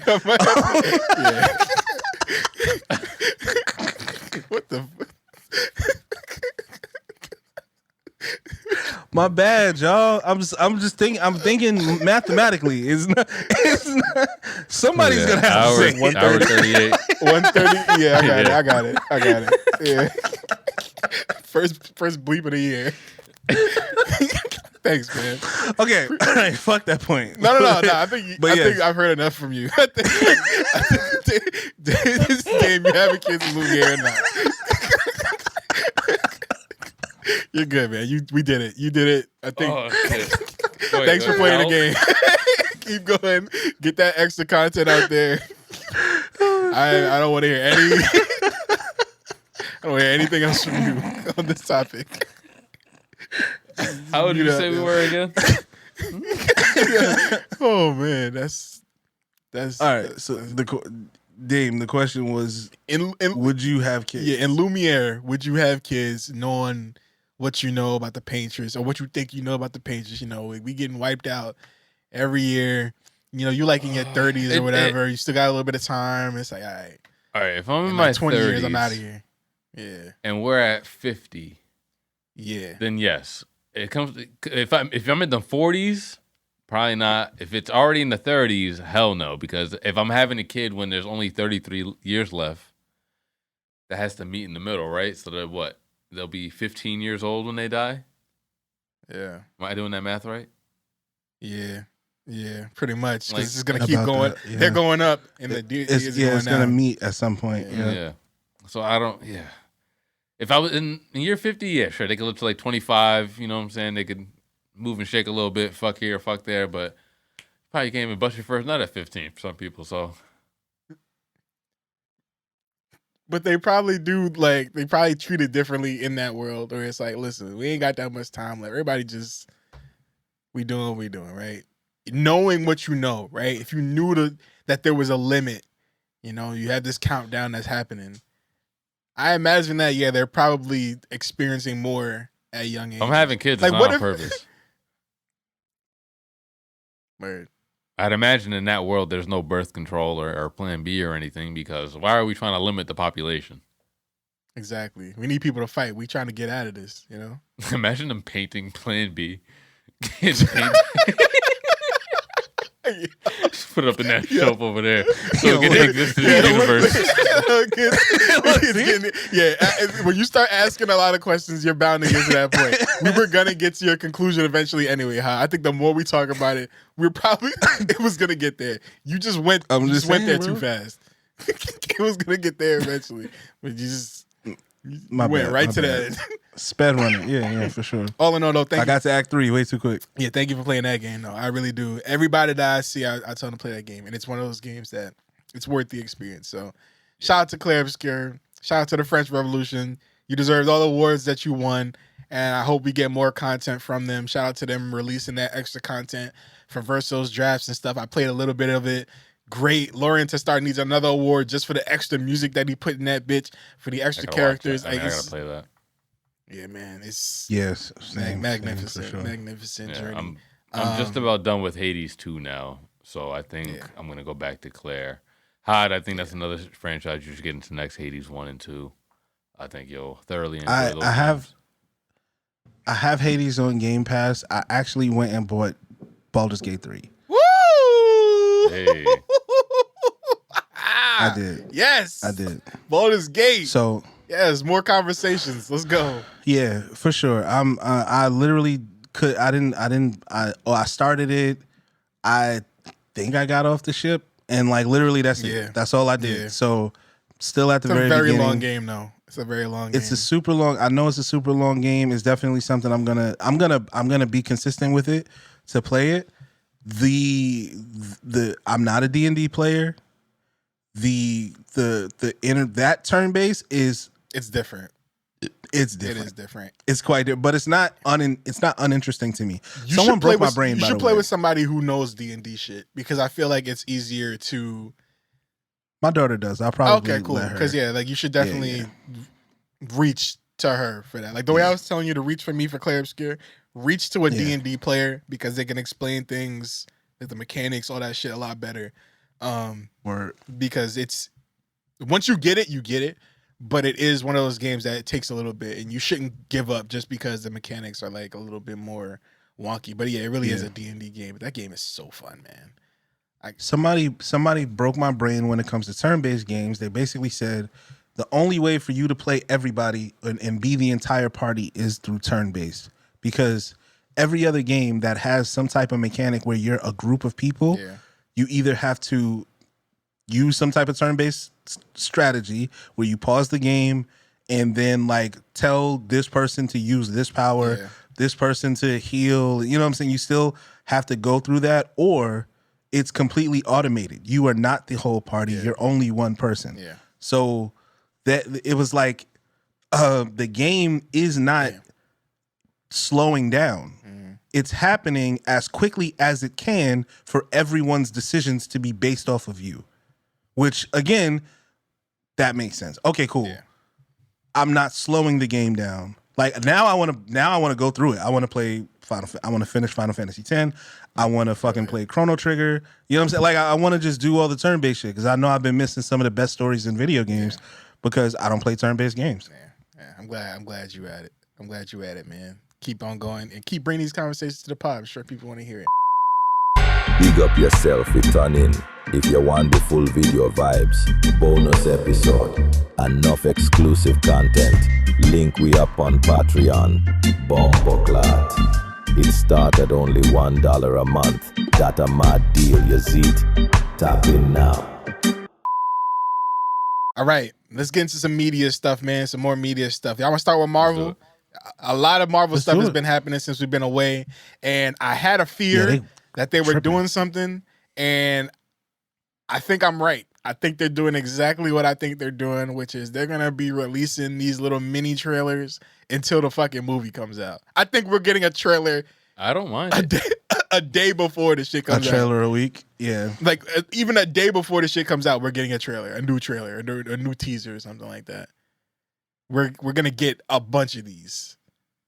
I actually think it all culminates to the Super Bowl. I think we get two things during the Super Bowl. Really? One being the Marvel trailer, and the other the Doomsday trailer, and the other being the Michael Jackson trailer. Like I think those are the two. Oh, I forgot about that movie. I think those are the two big movie trailers that come out. Both movies come out around April as well. It's gonna be a good year for media, man, and our reactions. I'm definitely seeing I'm that excited. shit in theater. Yeah. But we did talk off mic, me and Dame, where he did see a leak of a trailer that's coming out. I don't know if he wants to reveal that, if we just want it to be a surprise, because we don't support leaks on this podcast. Yeah, all I'll say is I think there's another Marvel drop happening for Super Bowl as well, outside of just another Doom trailer. If you use your common sense, you might be able to figure out. Some people might have forgot. I definitely forgot that they were even doing a movie already.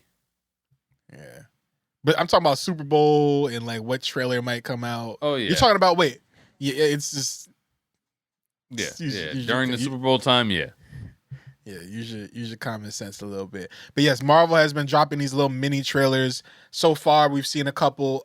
We're gonna only watch the most recent one that's come out.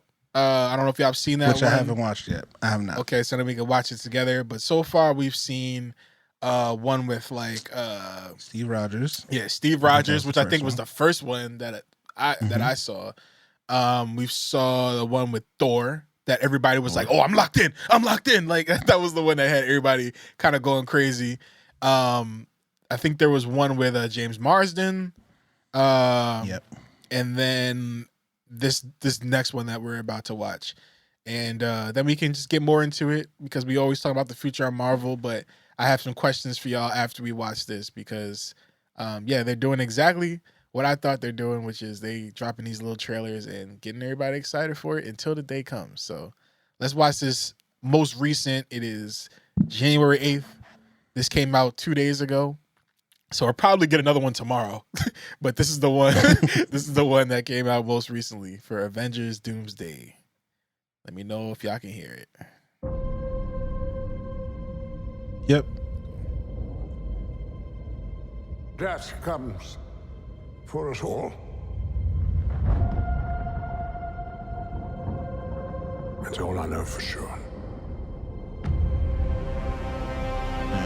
The question isn't, are you prepared to die? The question is, who will you be when you close your eyes? They gonna have Patrick Stewart saying that shit until it's true. Yo, I have That was a, Magneto. Oh, that wasn't Patrick Stewart talking? No. Ew. so this one was the one with James Marsden. Sorry. Yeah.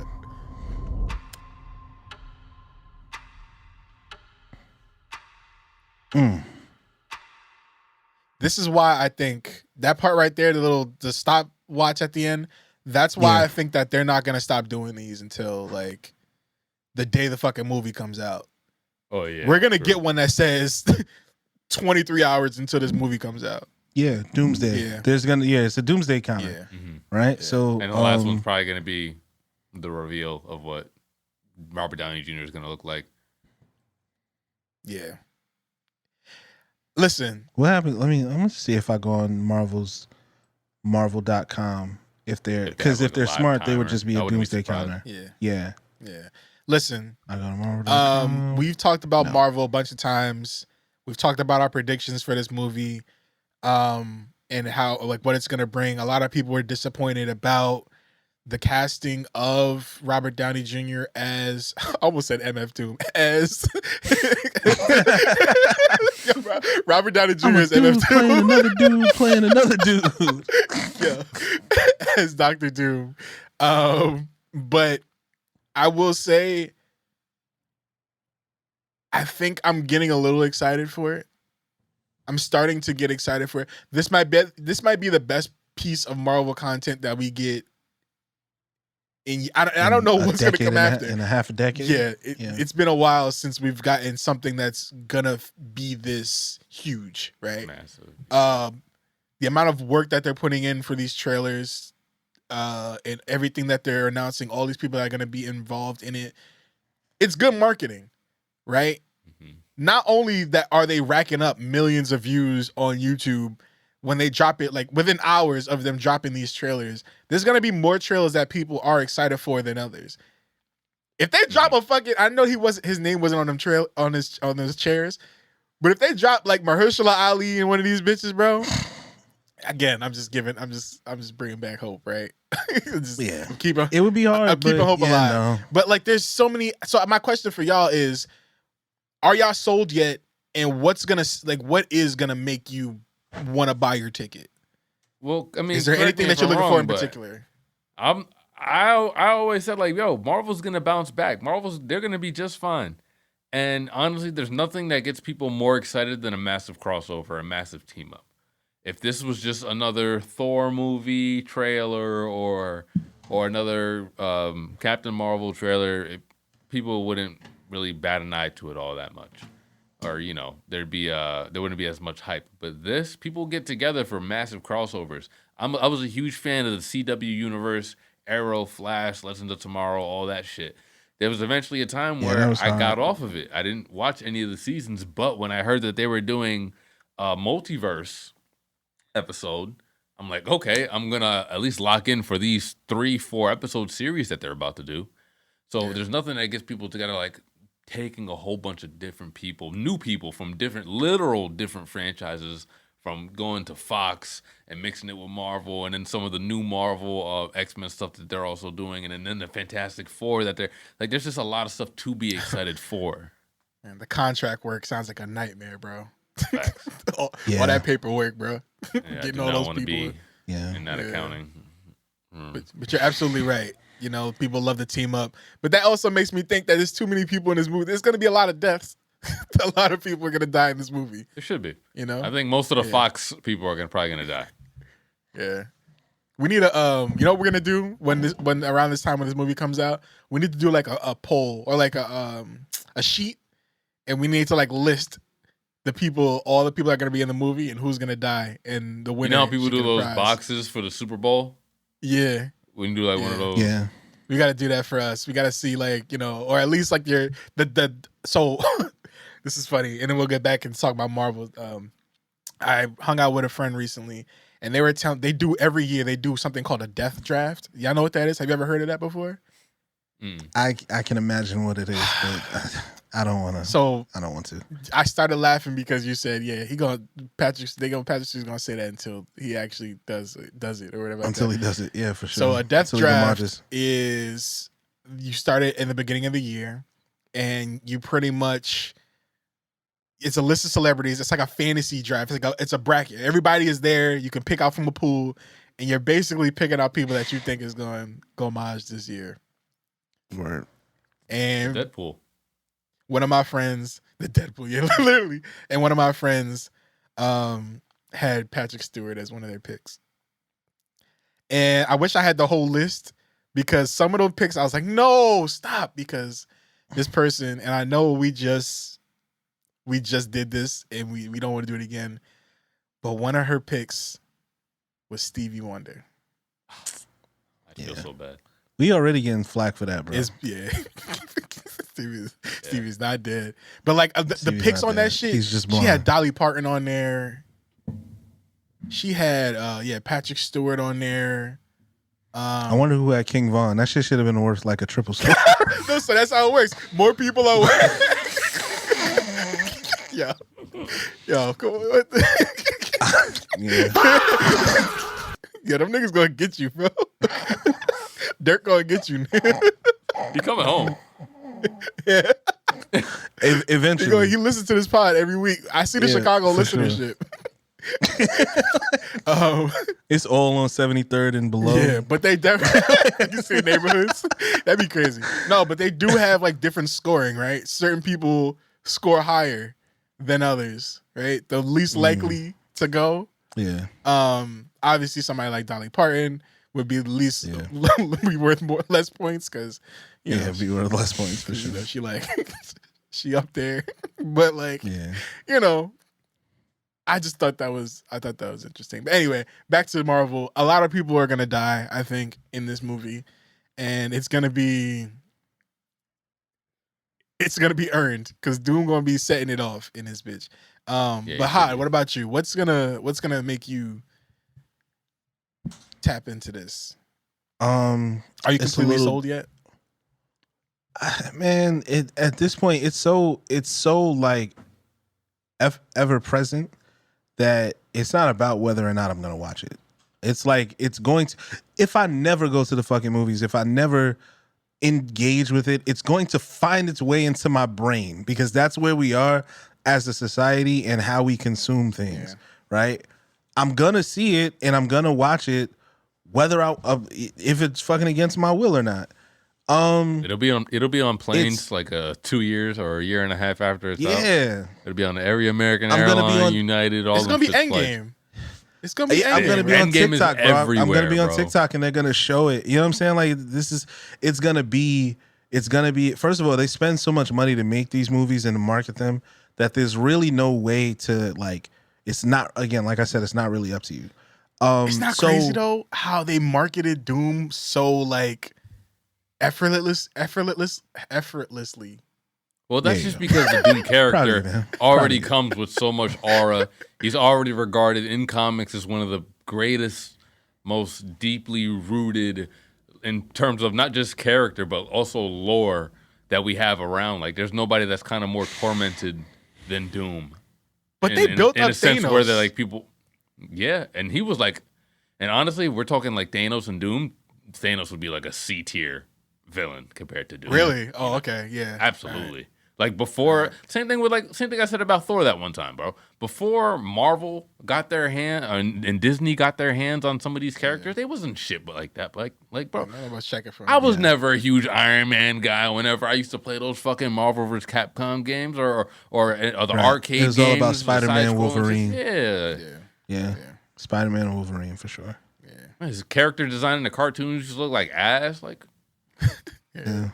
But that is interesting how we haven't even seen him really on screen as much, and he already is the star of like the next biggest Marvel movie. Yeah, man. And I always said, like, when we talk about Marvel, is that them introducing new characters, they don't need their own movie, they don't need their own show. Just bring them in. Yeah. Just start. Like, let's just do it. You know, that's what I thought they were gonna do with like the new X-Men and shit like that, and the Fantastic Four, like, or just certain groups that they're trying to introduce. Just bring them in. New fresh actors. Let's just get started, because there's just too much backstory of what we have. There's too many characters that we have already that we're never gonna see real resolve for. But this is what's gonna happen. So I'm excited, man. I am excited, and like you said, really everybody's gonna be talking about it, bro. Everybody's gonna be talking about it when it comes out. It's just unavoidable. This is their investment, the amount of money that they're putting into this. They're gonna see a payoff. You know, we could talk numbers later on of how much this movie might have cost to make and how much is going to return, you know, but we're looking at like billions. Yeah. Billions, I think. I think ultimately, but to answer your question more directly, what would make me care? Yeah. It's always about the storytelling. And I'm actually turned off by the fact that Steve Rogers and Thor and all these people are coming back. I'm actually turned off by that. Really? Some of them I can care less about. Like, I can care less about Steve Rogers. Thor, it's like, at least he has something already built there. Captain America's story, from what we've seen, is over. You know what I mean? It's completed. Yeah.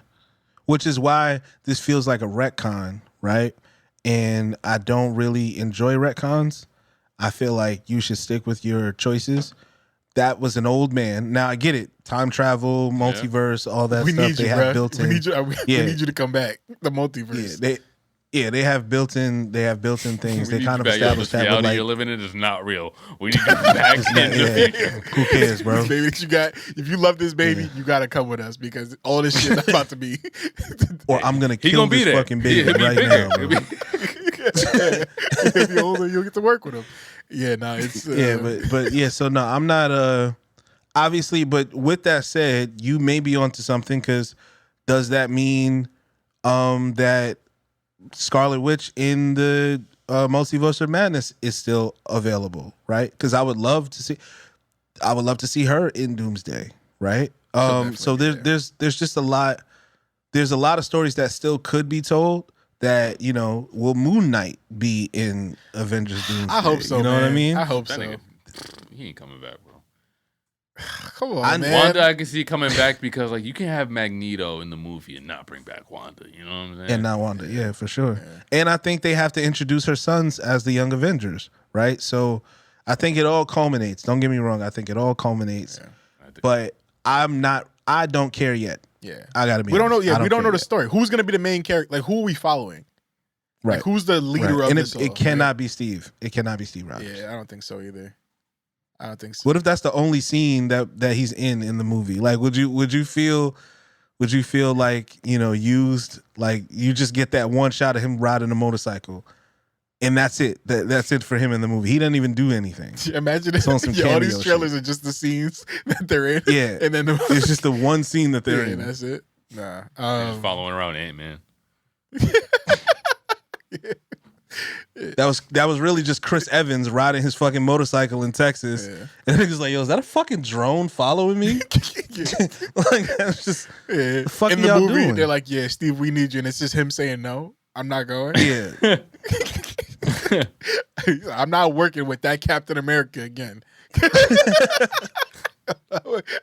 Or that nigga grew up in the 60s now. Disgrace the Shield.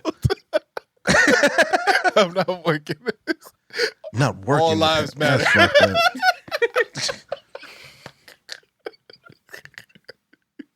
Jeez, man. The posting. We live in we live in such a different world than we did the posting when fucking Endgame came out. I'm done. He's literally Captain America, bro. He's Steve Rogers Captain America. The next fucking movie, bro. and then they gonna have a at the end of the movie. Yo, I swear, bro. He gonna throw the shield and stop the bullet. All right, no, we're done. We're done.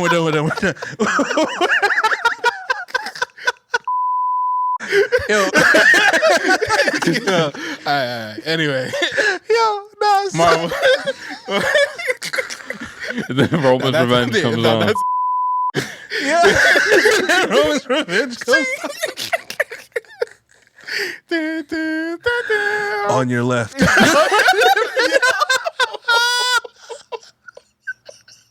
Yo. Oh my god, yo. Oh no. Oh my god, bro. Yo, shout out to 2026, man. It's different now. Things are I'm different, bleeping bro. it. Will return in Doomsday. Oh, I should have covered my mouth for that. Oh shit. All right. Let me write that down. But yeah, shout out to Marvel. What else we got? Dame, you wanna tap into you wanna bring us into the world of Stranger Things? Oh yes. Shout out to Mind Flayer. Yeah. So Stranger Things final season just wrapped up. I thought it was dope. I thought it was beautiful. A lot of people don't also agree. This is what I was telling T before we started recording. Like, whenever a new season of Stranger Things comes out, I'm never like one to go and rush like, oh, I gotta watch a new episode of Stranger Things, because my only gripe with the show is that fact that it takes so long in between seasons to come out. Like, I remember the first season of Stranger Things might have came out when we were sophomores in college, maybe. Yeah, something like that. We definitely sophomores in maybe college. freshman, sophomore, something like that. And then it's one of those shows where once you start watching, you then realize, oh shit, this shit is actually fire, and that's what happened. I always forget just how good the show is until I actually watch it. I understand that's a big production show, but when you're working with children, I don't think you could take so long in between seasons like that. But hey, did what they had to do. I think they executed it perfectly. I think the ending was great. I think it was beautiful. I think they left it up to the interpretation of the viewers in terms of like what they want to believe. I love how they integrated Dungeons and Dragons elements into it, and then kind of made everything come full circle with the ending and how it began. What's up? Can I ask a question? Because you do watch this show, why did they take so long between seasons? I don't know. Was it the pandemic that slowed it down? I don't know if it was something? the pandemic. I mean, within the last few years, we have to deal with the pandemic. There was the writer strikes. True. So, I mean, I'd like to maybe attribute some of that to this, but my timelines aren't, lining up right now, so I can't even really. Because it's grown now. When these happen. Yeah, they're old as fuck. Leslie pointed out when we were watching how the fucking Caleb McCullough, who plays Lucas on the show, the black kid, he has like a 5 o'clock shadow that they didn't even bother to try to fix before they started rolling. Hey, come on, bro. But I mean, a lot of people have been complaining about the ending. They don't feel like it was the ending that they wanted, the ending that they deserved. I think those people are in denial and dumb. They started this whole conformity gate thing where they start taking old clippings from past seasons, putting it together. Like, oh no, it can't be. Look at all the messages that they got. Look at all them. Look at this, man. Look what he said here. Look what he said. And don't get me wrong, it's very impressive. Research done.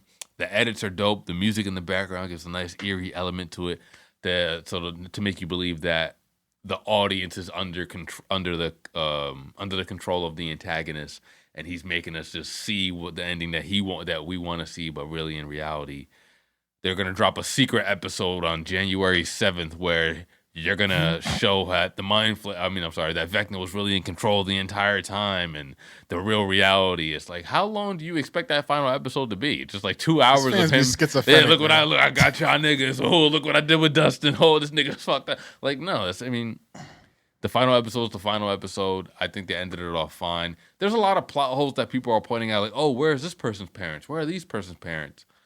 But it's like, it's stuff that, like, how does this even affect the show? Like, just because you didn't see this person's parents at the graduation, like, that ruined the entire last season for you?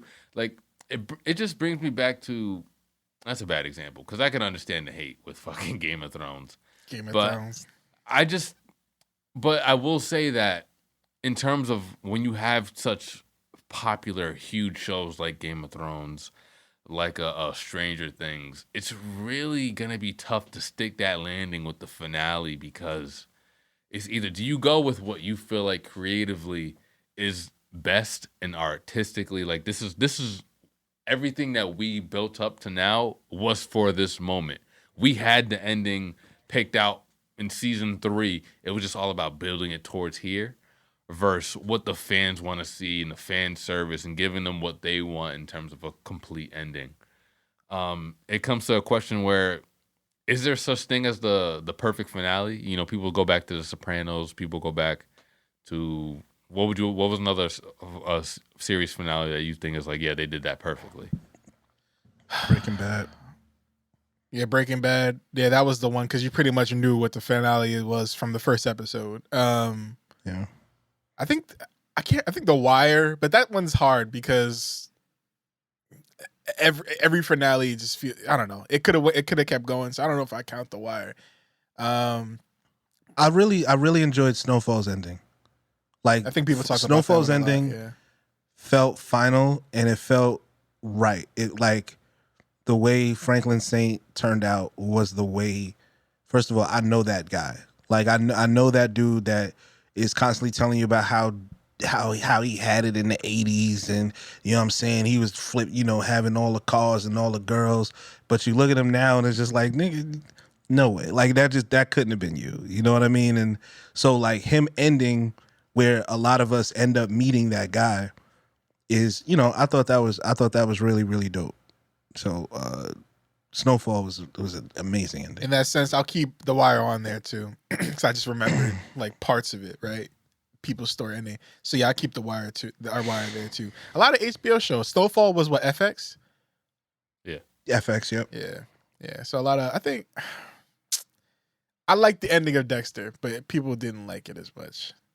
But then they kept going, so clearly, I don't even think the writers liked it as much. But yeah, the perfect finale. That's interesting that you brought that up because there are a lot of shows that just kind of don't stick the landing. It's hard, man. Starting a show and ending a show are the hardest things to do. I feel like it's not hard. I feel like there tends to be a lack of vision once a show gets greenlit, right? You're kind of buying the rights to fuck it up a little bit, unfortunately. You know what I'm saying? And I think part of the issue is that a lot of the writers or the creators don't actually get to complete their vision, right? Mm-hmm. Execs, if something is successful, it can't end well because too many people are going to be dependent on it being successful. Mm-hmm. So either it's not going to end when it should, it's going to overstay its welcome, or the ending is going to try to please too many people and it's going to end up feeling incomplete or just like unsatisfactory. Low key, the best shows are the ones that end on their own accord. I think Insecure ended really well. Yeah. Insecure almost ended with a bad ending. Like, you know what I'm saying? Like this bitch became people like still hated it, the though. stepmoms. Yeah, people still hated that shit though. Still. They hated it, but it made sense for the character. She's never shown herself to like be above what she ended up as, being Lawrence's wild wife, but also the stepmother to the baby he had on while he was not dealing with, you know what I'm saying? Yeah. It was just so messy. Insecure didn't get canceled and that's why they ended, or they were like, Insecure didn't get canceled. They wrapped up. All right, good. Yeah. And not for nothing, I will say I have a lot of respect for shows that don't have source material, that are like just created in a writer's room, are just somebody's idea that starts off as a little blip and then they get a whole bunch and they form the story in real time. Because I feel like it's easier to form an ending when you already have like something that ended in books or something like that, where they have like something that you're pulling from. But if you're creating a show from scratch, like it's not based off of another novel or something in the past that happened, it's kind of hard to keep it going, to keep the entire story. You might have a vision of where you want the story to end, but getting there and earning it is kind of tough, right? Especially because a lot of these shows, unless they're like already established big time, HBO, have a huge backing, they don't know if they're going to have another season. A lot of these shows in season ones, they don't know if they're going to get greenlit for a season 2. Like, yeah, if you're doing really, really well, you might get greenlit in the middle of your run. But like a show like Abbott Elementary, I don't think got greenlit until the end of the first season already. You know what I'm saying? And it's a show where, like, damn, all right, how do we plan this out for the future? How many? We're on season 1. We just got greenlit for another season, but we don't know. We got greenlit for another 2 seasons, but we don't know where we want to go after that. We don't know if we're gonna get greenlit for another 3.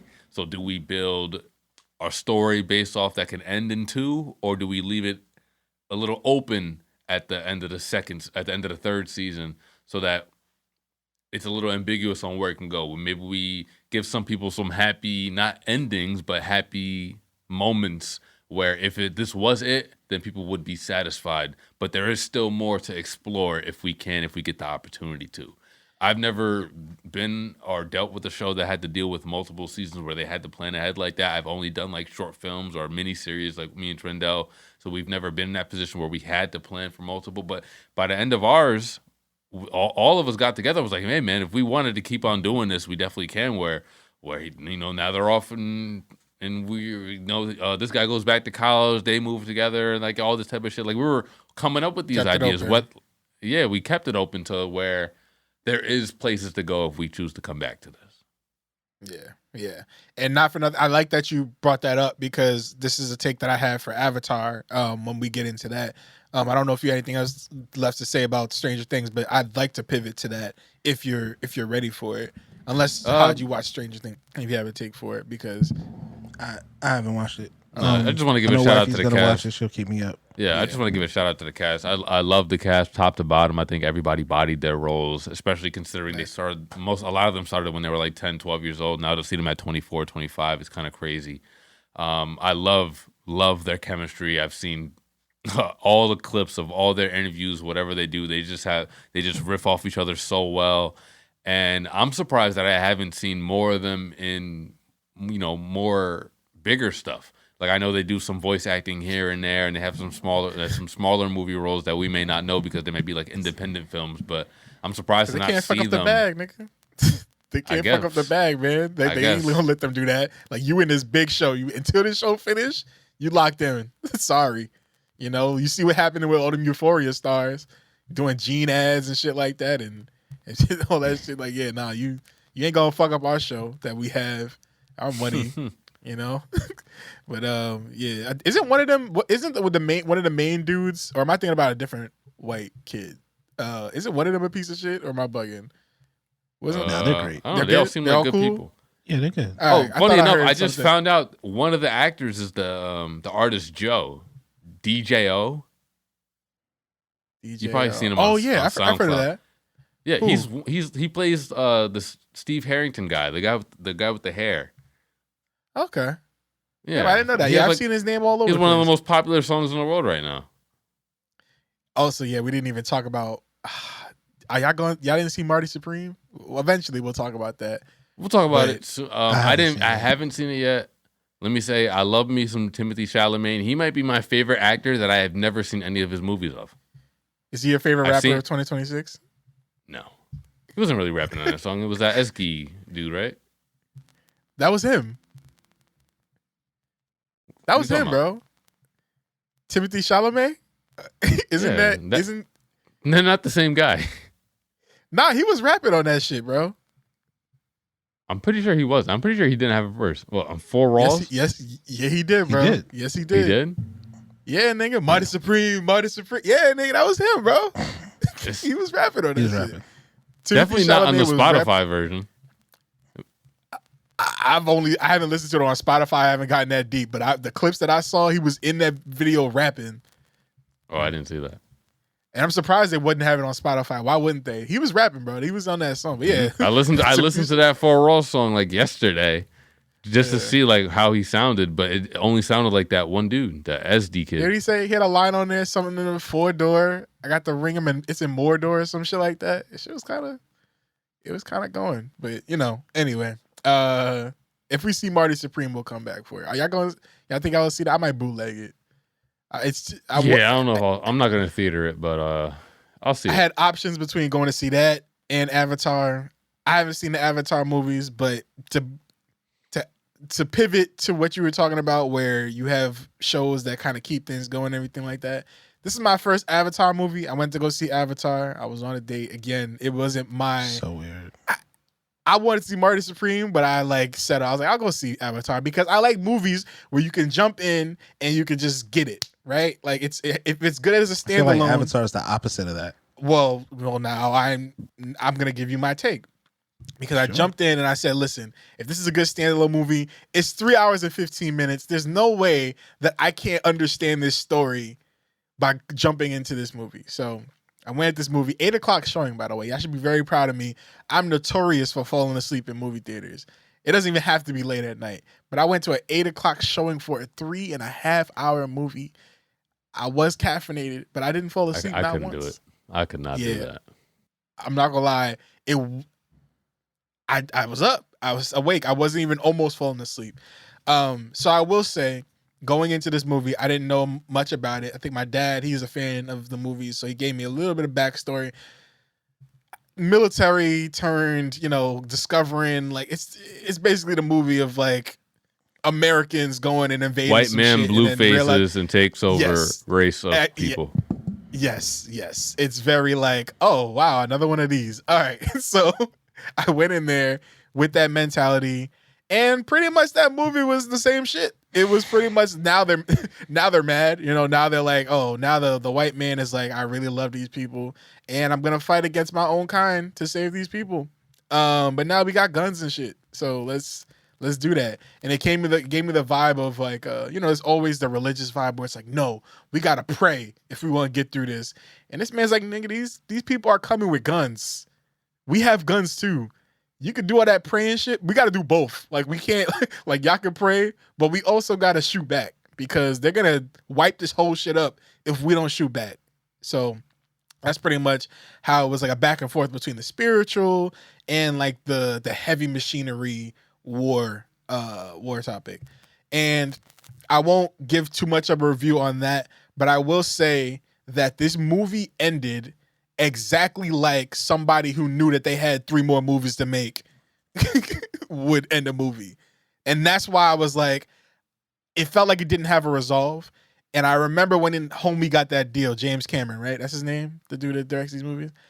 I knew that he'd be like, listen, they greenlit me for 3 movies, baby.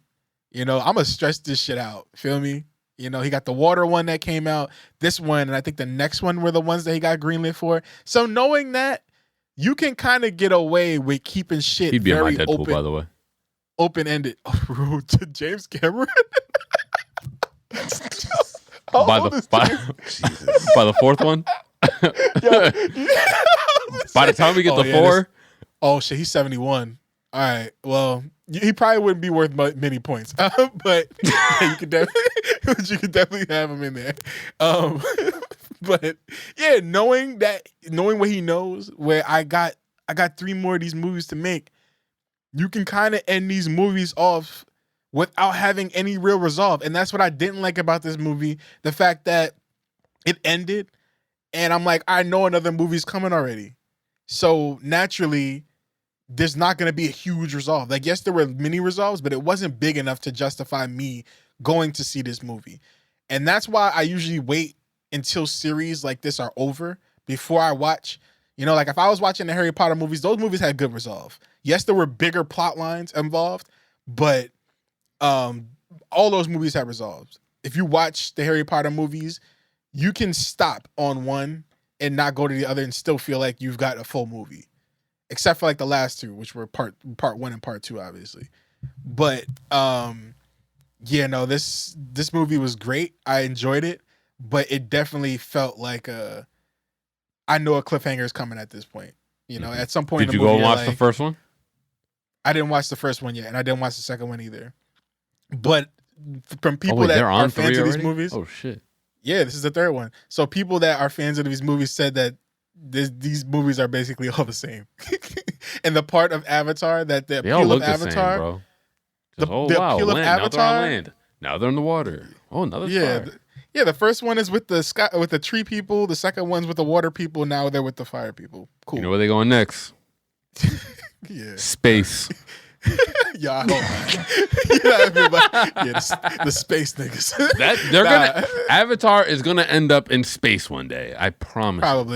Probably. There's some they're gonna blow up the entire Pandora, and they're just gonna be like, we need somewhere to go. Get the ships. But no, I definitely think that just from hearing from Avatar fans, they say that the whole thing with Avatar when it first came out was the experience of going to see Avatar in the theater, in the world that they built. You know, going to see it in 3D, the beautiful visuals, the world that they built, Pandora, going to experience that. That was the whole appeal. But as a movie, kind of mid, you know? So, you know, and that's why a lot of people, when they went to go see this movie, there was an option to go see it in 3D. I think there's options to go see it in 4D. I saw it in regular thing because that was the time that fit with my schedule. I still enjoyed it, but I could see how somebody watching this shit in 4D where the chair is shaking and you're flying through and you're in battle for 3.5 or 3 and some change hours, I could see how that's appealing. I could definitely see that. But all in all, this movie was kind of mid, and I will watch the other I will watch the other ones, but I kind of just wish this was over so that I could just watch the rest of them. And this is why I don't watch things that are ongoing most of the time, for this very reason, where we know more is coming. And so I'm just going to feel blue-balled watching all this content until y'all finish what y'all doing. All that to say, if Stranger Things keeps on going, was that the end of the show, or are they going to keep going? Yeah, it's series finale. Okay, cool. All right, cool. So then maybe I could watch it now. They're going to have spinoffs, but you know. Yeah. But all in all, that's how I feel about Avatar. Hod, you look very disappointed in me. Bring Hod's hate train into the station, even if it's for me. You did say earlier that you have some smoke for me for that, but I want to hear it. Did my explanations make it better? Because I feel like I'm making sense.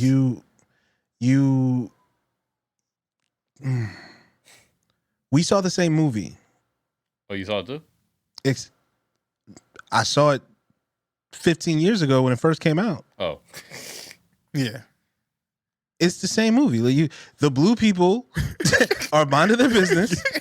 The white people are fucking with them. Yeah. And in the original, the blue people didn't really want to fight. They only fought because one of the white people taught them violence. No, that's the entire. It's the same movie. How does James Cameron keep getting away with this? He made the same movie three times. The white man taught them violence, and then they just became savages after that. That is at first, they're like, no, we gotta pray, and then we gotta be one with nature. Yeah. And they're like, wait, this white man has a point. Where are those guns that you brought over here into our village? It's the same movie, and I've never seen Way of the Water. I've never seen Fire and Ash, obviously. But honestly, I've heard people say that, like, oh, this is like the third of 6. And yeah, James Cameron must know something about people. Bro. Yeah, like, bro, he made $350 million on the first film, $95 million on the second film. Jesus Christ. I don't know. How much is this one is probably, honestly, this one is not going to be successful. Yeah. I don't think they're going to get to 6. Not. I genuinely don't think they're going to get to 6. So, 6 million? I don't think they're going to get to 6 movies. 6 movies. Okay. Yeah. This story's not that interesting. It wasn't interesting when it first came out. And yeah, it's prettier, right? It's a very well crafted. The thing I think they want you to, they marketed the movie as a damn near as like a tech demo anyway. It's like, look how beautiful it is. Yeah. Okay, but what's happening in the movie? Yeah. I mean, but shit, look at the leaves. The leaves. Like, what about the water? Movie? Yo, the water, bro. Look at this little white. Water. Look at this little white boy with dreads. Because that doesn't exist in the movie. Again, it's the Avatar movies are not that interesting. But the issue I had with you was, and it's not too much hate or disappointment. It's just, again, some things about you baffle me, right? That's how we can. I think over the holiday, I asked you, I want to know how you got this way. I'm genuinely curious. On New Year's Eve, he said that to me, by the way. That is correct. Yeah. So Sent me into because psychosis 6 hours and from I the New get it. Year. you didn't add the thing about, you went with somebody, but seeing a third movie of a trilogy, at least the first part of a trilogy, just feels insane. It feels like something that it almost sacrilege, bro. Even if I wanted to see it, like say you came to Raleigh and you were like, hey man, I'm in town. You came to my crib and we were like, oh, well, what do you want to do? Let's go to the movies. All right, cool. What do you want to go see? Well, me and my family were thinking about going to see Avatar. Oh, I've never seen the other movies. Oh, well, fuck it. We're going to go see something else. Like, that's immediately my thought. Well, now I know We're I going wouldn't to tell see you. something else. Now I know I wouldn't tell you. And the idea that you would go to the third movie, and these are serialized. It's not like Final Fantasy, by the way. Yeah, I know. Yeah. Like, they're all solo. No, these are serialized. They all mean like they're all like there's callbacks. There's like plot lines. People have relationships that may have transmuted throughout the years or whatever. Like there's all this other nuance that you have a thing about fumbling in the dark. Like it's kind of your bag, which I can appreciate as a creator. It shows a lot of depth to your personality. You really like to like live life on expert mode. I call it fumbling in the dark because again, like you don't have to do that. If you knew you were gonna go see that movie, you could have just watched the other two. Those movies are long, like, nah, man. Those movies are long, and I didn't have time to prep. And Would you let me do that? Would you let me start with like Godfather 3? I didn't watch the Godfather series, but sure. Okay. Here's my thing, I learned this in college from a professor. He told me that a strong series is able to stand on its own. Like a season, you should be able to start a season and it be like a full through line. He told me to start a show on season 2 one time. And ever since then, I've been doing that. I've just been like, if I want to start somewhere, I'll start it and I'll just be able to jump on. Because I think if the writing carries, if it's good writing, you'll be able to start and end a story effectively that way. That's not unfair because I do think pilots, just the nature of like TV shows specifically, I think pilots are sometimes not very good It is representation of what movies. the shows are about, right? Yeah. Say again? I said it is different than movies. Yeah, I think it's different. I think it's different than movies. Personally, like when I rewatched The Office, I started episode 5. Yeah. The first 4 episodes, I don't need to see. I don't need to see them at all. And then, like most shows, especially if they're rewatches, I will start on episode 2. I never start on episode 1. Because, again, you were trying to sell it, right? It's damn near a trailer. It's like a commercial for the rest of what the movie's about. Right. And low-key, that's what kind of Avatar is. Them first movies, I think these first 3 movies are probably trailers for what the next 3 movies are going to be about. Yeah, and like me watching this movie, I'm like, how does this story end? Right. Like, what does this story end with, right? Somebody important dies, at some point, probably.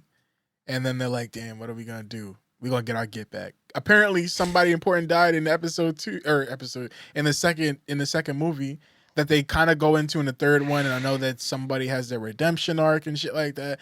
I understand. I'm aware of that. I feel it. Yeah. But the resolve at the end wasn't earned. Like this movie, seeing this movie didn't make me want to go see the next one. Unless I had already started the first one and was just ruled by nostalgia from that first one, and then watched the second one, and then watched the third one because I just love Pandora, which is what it feels like. These movies are for people that love the world of Pandora and just want to see it grow, not for people that love great stories. Right. That's what. And nobody does. Nobody loves Pandora because it's derivative. It was never that interesting, even when it first dropped. It's just not something that really like resonates with a whole lot of people, other than the fact that it's like a technical marvel, which respectable. It does not make a great story. One of these movies, they're gonna make you sit in that bitch. It's gonna be like you gotta come to our theater. It's gonna be come to You Pandora gotta to come watch to this the movie. Dome in Vegas to experience experience Pandora in our immersive experience. Surprised they don't drop it on like Apple Cinema or whatever. What is that shit called again? The Apple headset or whatever. The I headset forgot what it's thing. called too. A Vision, some shit like that. Not Apple NAD, Vision by the Pro, way. yeah. Not NAD. But all in all, yeah, just mid, man. But I did start Scandal. Shout out to I started Scandal, but You've never seen it? Never seen it before. But I think I started the wrong show because I think the show that I was thinking of starting was How to Get Away with Murder. but I'm liking Scandal. Scandal's pretty good. I am liking Scandal. Shout out to Kerry Washington. Scandal is crazy. Yeah, Scandal's pretty good so far. I just got to season 2, but I'm pretty sure the show that I was thinking of starting was How to Get Away with Murder. Both Shonda Rhimes though, so I was on the right. Good mistake. But I will keep y'all updated on that. That show's kind of crazy. It kind of reminds me of Paradise a little bit. Okay, yeah. You know, hopefully that has a season 2. Any of y'all watching Pluribus?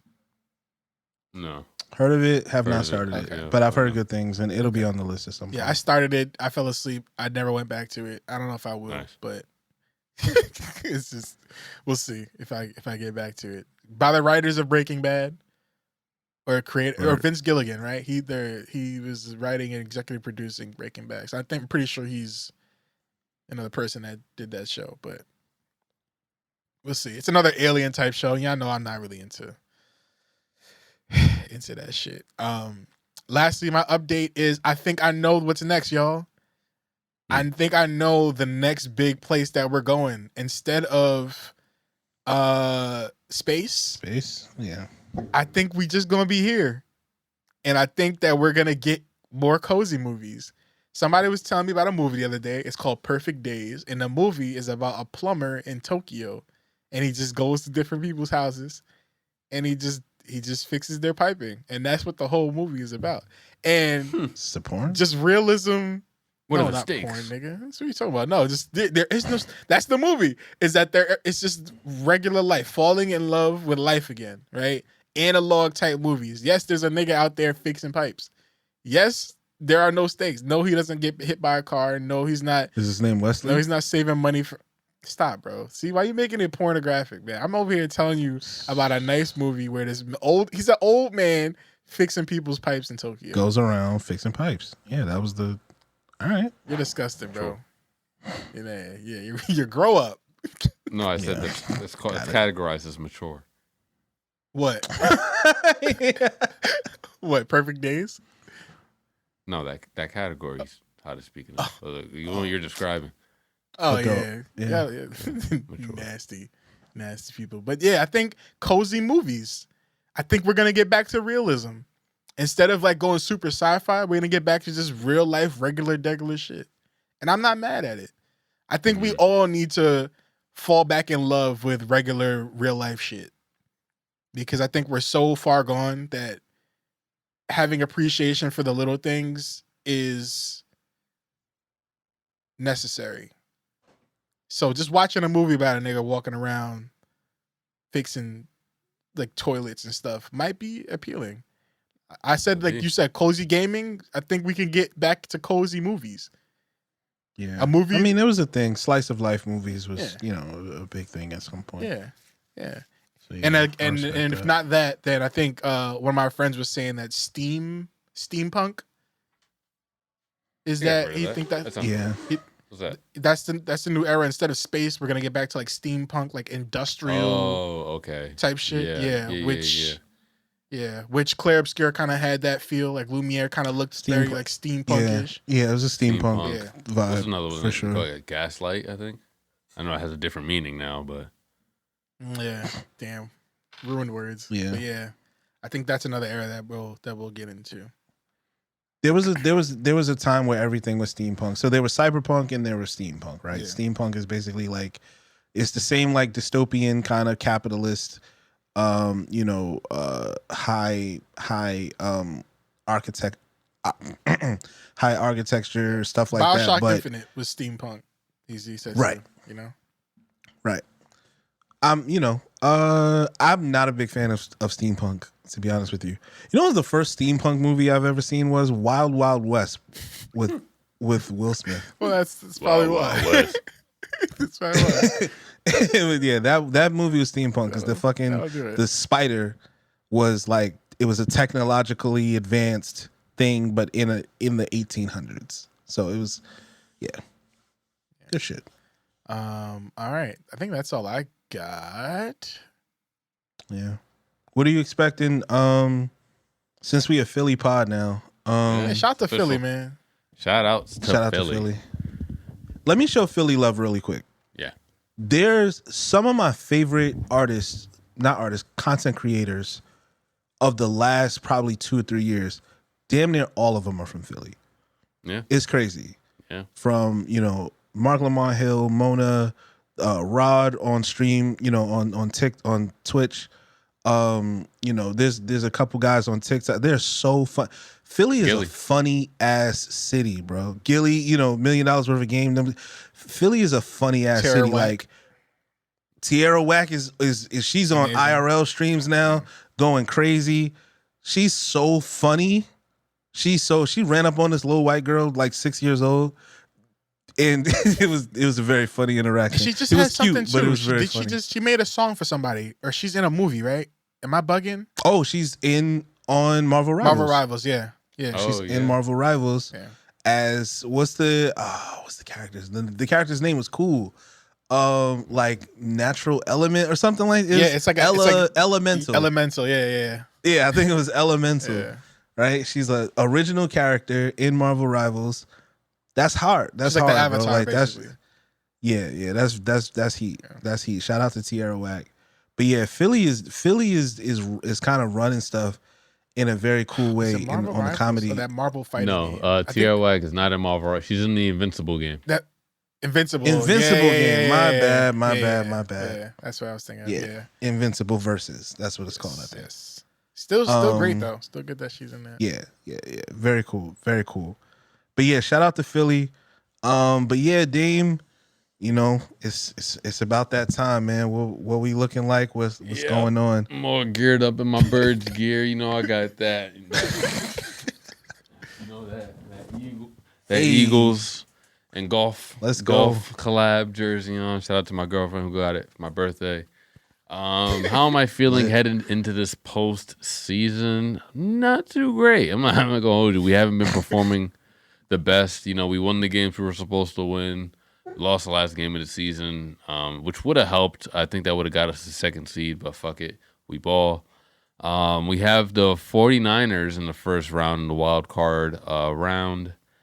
I think I feel okay about that. Brock Purdy has looked damn good these last few weeks, though. They're a little bit more healthy than they were earlier this year. So they did finish off 12-5. They're still a really good team, but I still like our chances against them. We always give them a good matchup whenever we go against each other. If we win that, we're likely going up against either the Bears or the Rams.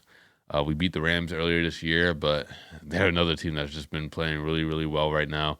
Same thing with the Bears. They're super electric. They were the 2 seed. But we'll see. I mean, they had to get through Green Bay. Division games, rivalry games are always hard. Now you're in the postseason. It's a lot colder. They'll be in Chicago. It can go anyway. So I don't know if we go farther than the second round, though. If I'm being perfectly honest, I know it's a Philly pod. I'm sorry, but if I had to do a realistic take, or if I had to put money on, like if I had $200 out of my own pockets that I had to put money on what's going to happen with the Eagles, I feel like it's a second round, bro. It just does not feel like our year. The offense hasn't really been clicking. We've only been a 1/2 team. And usually that's okay. Like last year, there was plenty of games where we were only showing up for 1/2, but we had Saquon that would just fucking break off at any moment. Hasn't had that same type of luck this year, so I'm not liking our chances, man. And I don't even know who I would pick as my favorites to win. I feel like it's up in the air. I'm so happy that the Chiefs aren't in the running, though. I'm happy the Chiefs aren't making the playoffs because I feel like the AFC is just wide open right now. Josh Allen has this perfect chance to go out there. No, it's no Lamar, no Patrick Mahomes. It's his opportunity to go out there and prove himself as a champion. I'm really rooting on him. I love the Bills. I love the Bills Mafia. I love the Bills social media team. They had the most interesting and entertaining Instagram account out of any NFL team out there. But like you were saying before, there's Drake May, who is just going absolutely nutso. He's up there right now for MVP. I think he won the All-Pro team over Matthew Stafford, so that's really looking good for his MVP odds. They finished 14-3.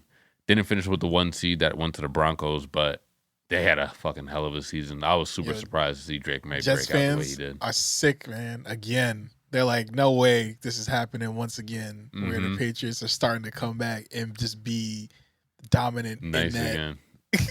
It's just, who would have thought that was happening? I remember when you earlier during the league, you're like, yo, who would have thought that Drake May would be the one to bring them back into like being contenders and shit like that. So I wouldn't have thought it, honestly. That caught me by total. He had glimpses last year. He had a few stretch of games last year where he looked really good, but goddamn, 14-3 is crazy.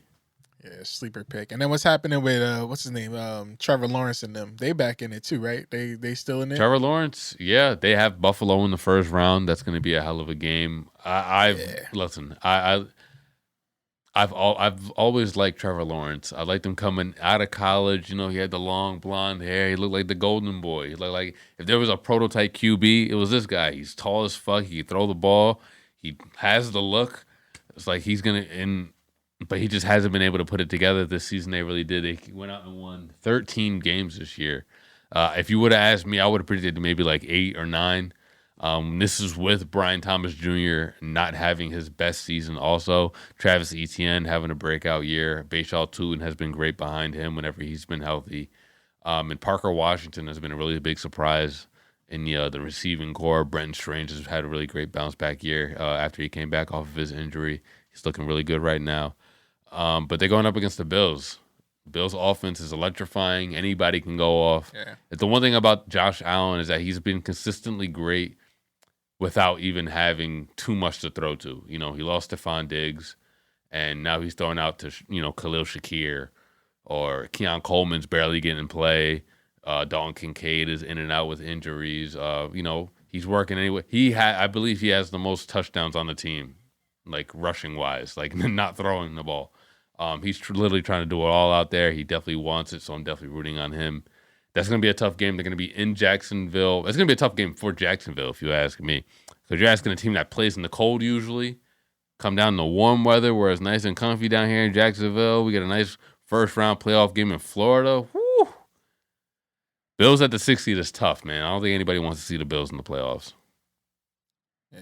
And shout out to Mike Tomlin and them. I'm not going to go too much on this because, obviously the area that I'm in, I can't help myself if we talk about it for too long. Guy. I love Mike Tomlin. Yeah, shout out to Mike Tomlin and them, man, pulling that off. They were not supposed to win that game. They were not supposed to win that game, but shout out to, I think that it looks good for him as a coach because of them making it to the playoffs, right? And I'm always, I'm always about my black coaches and shit like that. I had a question to ask about who's the coach on, because I saw him the other day and I was like, who is that dude? I didn't even know who he was. There was a black coach that I seen recently. It might have been Denver or Chicago. I can't remember. But there's a coach that I'm like, I haven't seen him before, but he kind of reminded me of Paul. But anyway, shout out to Mike Tomlin and the wins that the Pittsburgh Steelers pulled off the other day. But it was clear, even from like Aaron Rodgers' celebration, that he just was not expecting to win that shit. And prayers for that little white boy over in Baltimore kicking that. Yeah, he's a rookie, man. Damn, man. I saw a video yesterday of some dude. He was a Baltimore fan. He was amongst like Pittsburgh. He was like, "Yeah, man, we sending Pittsburgh home. Watch it with me, y'all." Like he just was recording. He was recording, and he saw the kick, and it just. Oh my God! Turned it off. That movie.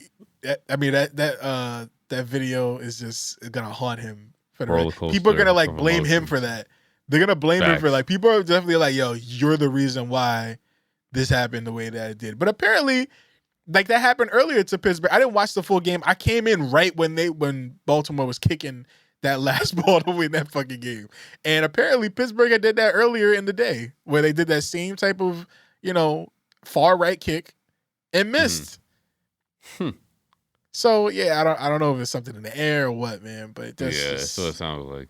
I'm always confused. This is where I start to be like, yo, this NFL should be rigged sometimes, man. It feels like it, right? Shit like that be making me feel like, yeah, that's something right here. You got one job, bro. I'm sorry. It's just I'd be pissed, man. But shout out to Lamar Jackson, though. Hell of a season for Baltimore. I'm always rooting for them. But that was a sad thing. Hyde, you had something to say about Lamar Jackson? I'm not gonna. I just want to let y'all know I am Tren Dollars. I'm not saying anything about Lamar Jackson. But if Hyde, our lovely Raleigh resident, wants to say something about Lamar Jackson, he can. And no, I wasn't gonna say anything about Lamar Jackson. I was giving Dame the alley to dunk on Baltimore if he wanted to. But if that's not on his, I don't necessarily want to dunk on Baltimore. I want to defend Lamar, man, because I think Lamar gets a lot of criticism year after year about not being able to win the big one, not being able to win in the postseason, always being the reason that the team loses, and then you go back and look at the last 3 times where it came down to the last play, and it's not his fault. You have Mark Andrews dropping the pass last year in the end zone, wide ass open. You have Tyler Loop missing this field goal now, and I believe if you go back a couple years, I think it was Zay Flowers fumbling against the Chiefs at the end zone in the fourth quarter. Like, you can't really put the blame on him. Like, and people are going to say, oh, but he threw that pick. Blah, blah, blah. But they were still in a position to win the game, no? But they were still in a position to one kick away from winning the game, whether or not he threw a pick six or whether or not he turned the ball over. Ultimately, he put them in a position to win. There was that big-ass pass he had to Zay Flowers that got them in the game and that got the game back tight. It's just really hard to put the blame on Lamar when you go back and look at the receipts. So I believe Lamar deserves a little bit more grace. He didn't have the most spectacular season. I'll go ahead and say that for sure. But can't put it all up on him, man. This team was this close to being in that playoff picture, but it is what it is. It is what it is. Oh, what could have been. And as we're talking about could have been, shout out to my nigga Tori, man. Big friend of the show. Big friend of the show. For coming in, taking the league by storm and pulling it out against another friend of the show, Brent, in the championship game of could have been football league. And again, shout out to the best commish in all the land for pulling out third place. It was, what y'all have missed. I don't even know if we talked about it on the pod, but yeah, he did take. Oh, we did talk about where you took me out. And shout out to me for winning the fucking weenie. The Weenie Award. The Weenie Hut Championship. Yeah, the Weenie Hut Championship. Congratulations. So the Weenie Hut Championship is the losers consolation ladder of the playoffs. Teams that didn't make the playoffs have their own little bracket. And he had a great postseason, and he won the second year in a row. He won the Weenie Hut Championship. I ain't fucking playing. I'm going to win it next year, too. Aside from the Weenie Hut Championship, he also won the bag fumbler of the year. There was a point where Trendell was 5-2 amongst the best in the league, and then he lost 4 games in a row. Shit just happened, man. I don't know. Yeah. And one of those was against you, I'm pretty sure. No, you beat me earlier in the season. You lost to me the last game of the season. Yeah, I lost to Brent. I lost to Kevin. I lost to I think one nigga that I wasn't expecting to lose to that fucking me. I think it was Anthony Vincent. And it just kept steamrolling. I was not expecting that, man. But again, like my name on the team, shout out to SKA. It was wee woo. You need some wee to balance out the woo. So I had started off wee, started to go down to woo, and I ended off on a wee. So yeah, shout out to SKA and Clair Obscur, Expedition 33. And again, shout out to me, man. Weenie Hut Junior Champion 2 years in a row, baby. Yeah. History. Nobody's ever done that before. Going for the 3-peat next year. You know what I'm saying? King of the losers. For the championship. Just king of the losers. I'm going to fuck up my league just to win this shit 3 times. If I'm like ahead next year, I'm going to just go down. I'm going to just steer that Start shit sitting niggas. right into the ground. 3-peat? Yeah, go for the 3P, boy. I got bigger fish to fry. I think if I aim for that, I'll fuck around and win a championship. Just this, what my luck. I can't aim for the stars. I gotta aim for just this shit down here, and then I'll get all the way up. Yeah, top of the fence. You know what I'm saying? And just reach over with my pants hanging, on the fence where people, that shit that always happens when people try to jump fences and shit like that. But yeah, shout out to us, man, and shout out to the league and stuff. Any last Super Bowl predictions? Where y'all think is going? LA versus Bills? Hey man, give me Buffalo and Philly. Yo, you just said. I know, but I mean, if I can't say anything else though. Any given Sunday, man. Any given Sunday. Yeah, we just need 4. 4 Sundays, please. Maybe a Saturday mixed in there. I don't know. The fucking schedule's all mixed up now. Yeah, it's just all over the place. Hyde, what you think, man? Bad Bunny wins either way, so facts for sure. Love wins. I'm gonna go with Chargers.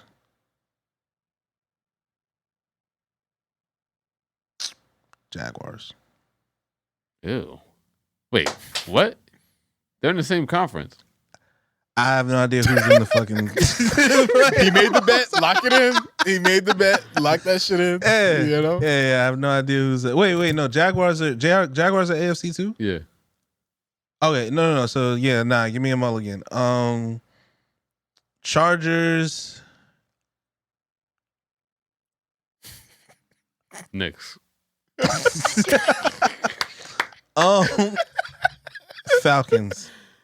Not in the playoffs. All right, that's it though. Yeah, that's gonna be it. Watch. They're gonna be there. They're gonna be there. Gonna change the rules. Telling you, they're gonna be in that shit. Where's the Super Bowl in Atlanta? There's all the chance to have to be in there. Wait, who's this? the whole Atlanta Falcons is gonna be like a wrestling match. The entire Atlanta Falcons team. There are 3 teams playing in the Super Bowl. Yo, man, that'd be funny as fuck. Again, that goes to our rules that need to be. There should be 3 teams that play sometimes. Makes sense to me. Shit. Yeah, I think that'd be cool, man. Or 4 teams, just 2 playing from this side, the other 2 playing from this side. Tornado tag team. Let's just do a tornado tag team for the Super Bowl. Hell yeah, man! I'm into it. I'm with it. I'm into that. I don't have anything else. Yeah, I'm into that. Yeah, man. Any shout outs and shut ups before we play some songs and get out of here? Anybody want to start? I have something. Fuck ice. Yeah. Big time. Yeah.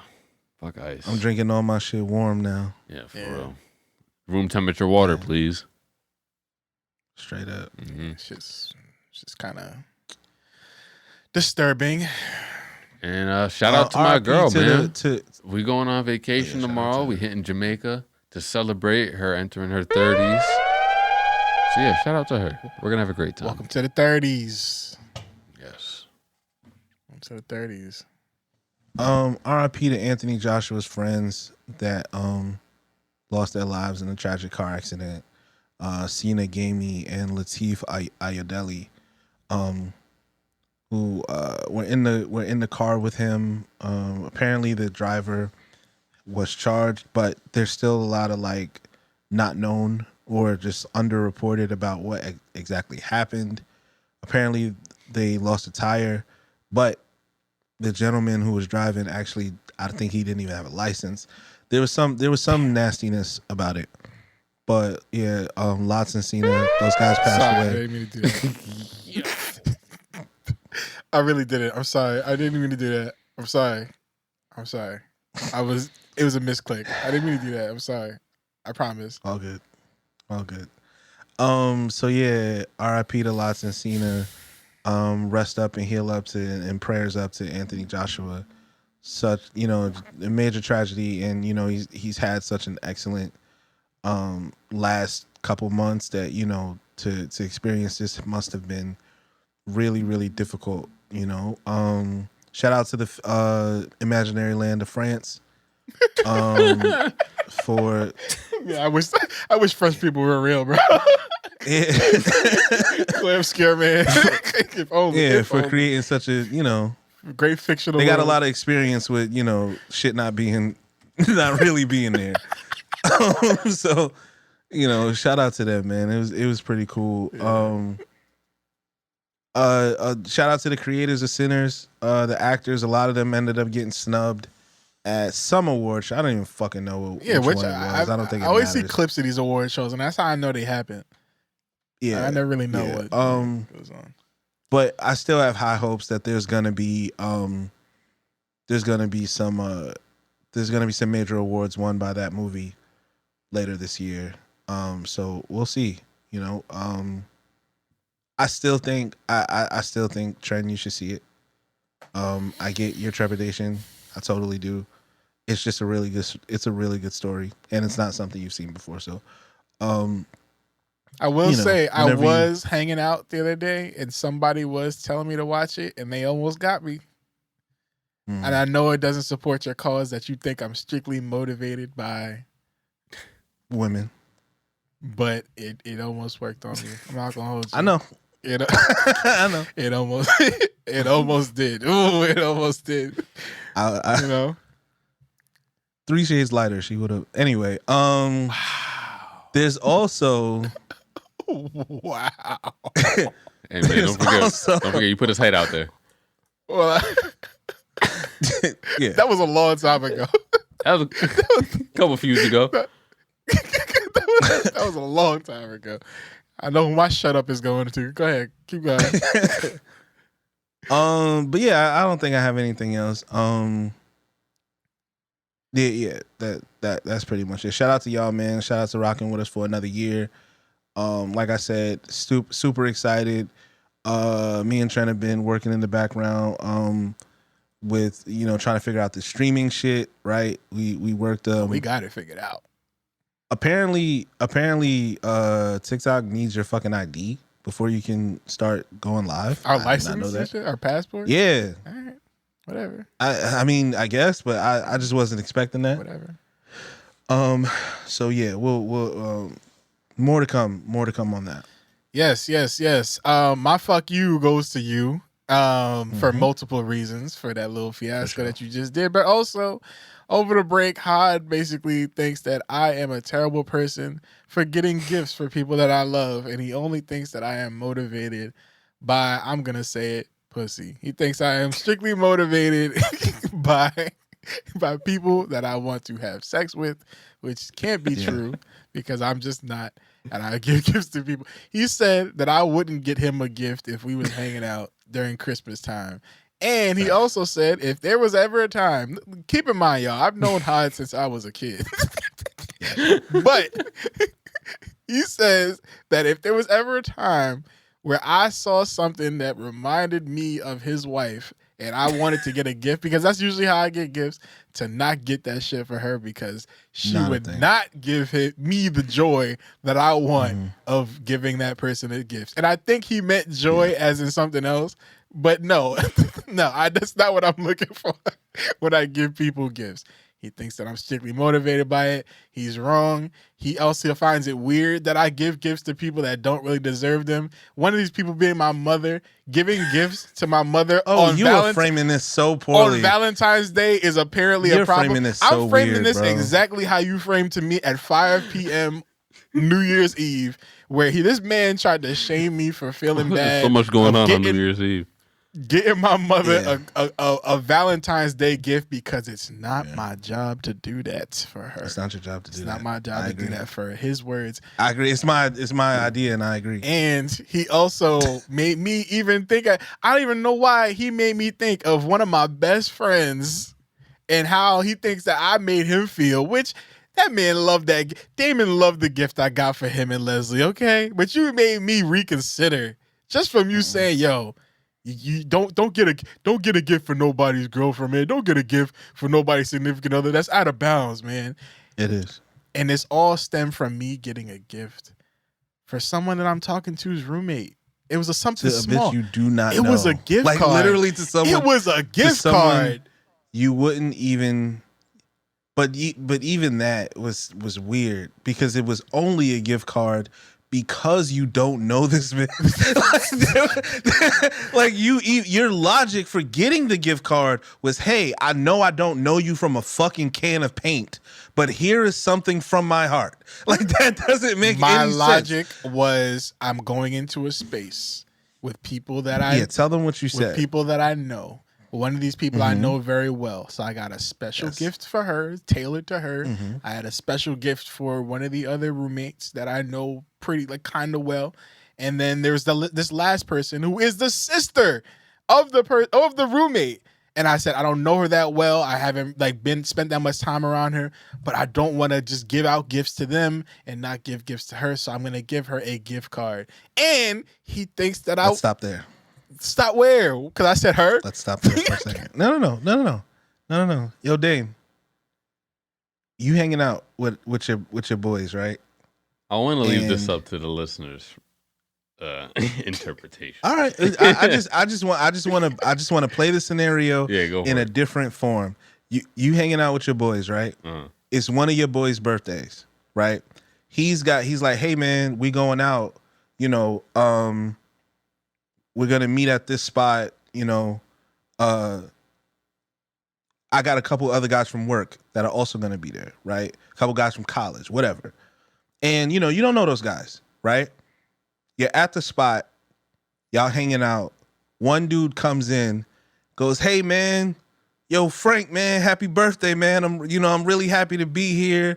We've been through a lot, man. Love you to death, bro. Here's your gift. And he gives him the gift. Right? And then he looks at you and goes, hey man, I heard your name is Damon. Don't know you so well. And I know it's not your birthday, but I also got something for you. And he hands you, it doesn't matter, what a gift card, keychain, whatever the case is. How are you going to feel receiving a gift from a complete stranger who only knows you exist because of his closeness to someone else? Okay, my question is going to determine how I answer the question, how I answer your question, your scenario question. T, what was the event you were there for? Was it birthday related or a Christmas event? It was New Year's, but I was giving Christmas gifts to this person. Okay. It was like I think that's different than a birthday party where we're only supposed to be celebrating one person and one person is supposed to be getting the gifts, where people are potentially doing like a gift exchange or something like that. But, not the best scenario. Yes, and the equivalent for this. But to answer your question, yes, that would be weird in that scenario. Okay. But to make it better for him, to pay him some bail, right, would be to say, if you found out that you were going to this person's birthday and found out that it was also Damon's birthday and you didn't really know him that well, but it was kind of like it's not his birthday celebration, but it just happens to also be his birthday. Mm-hmm. Yeah. That would be fun. That'd be like, all right, that's I still think it's cool, weird. Man. Thanks.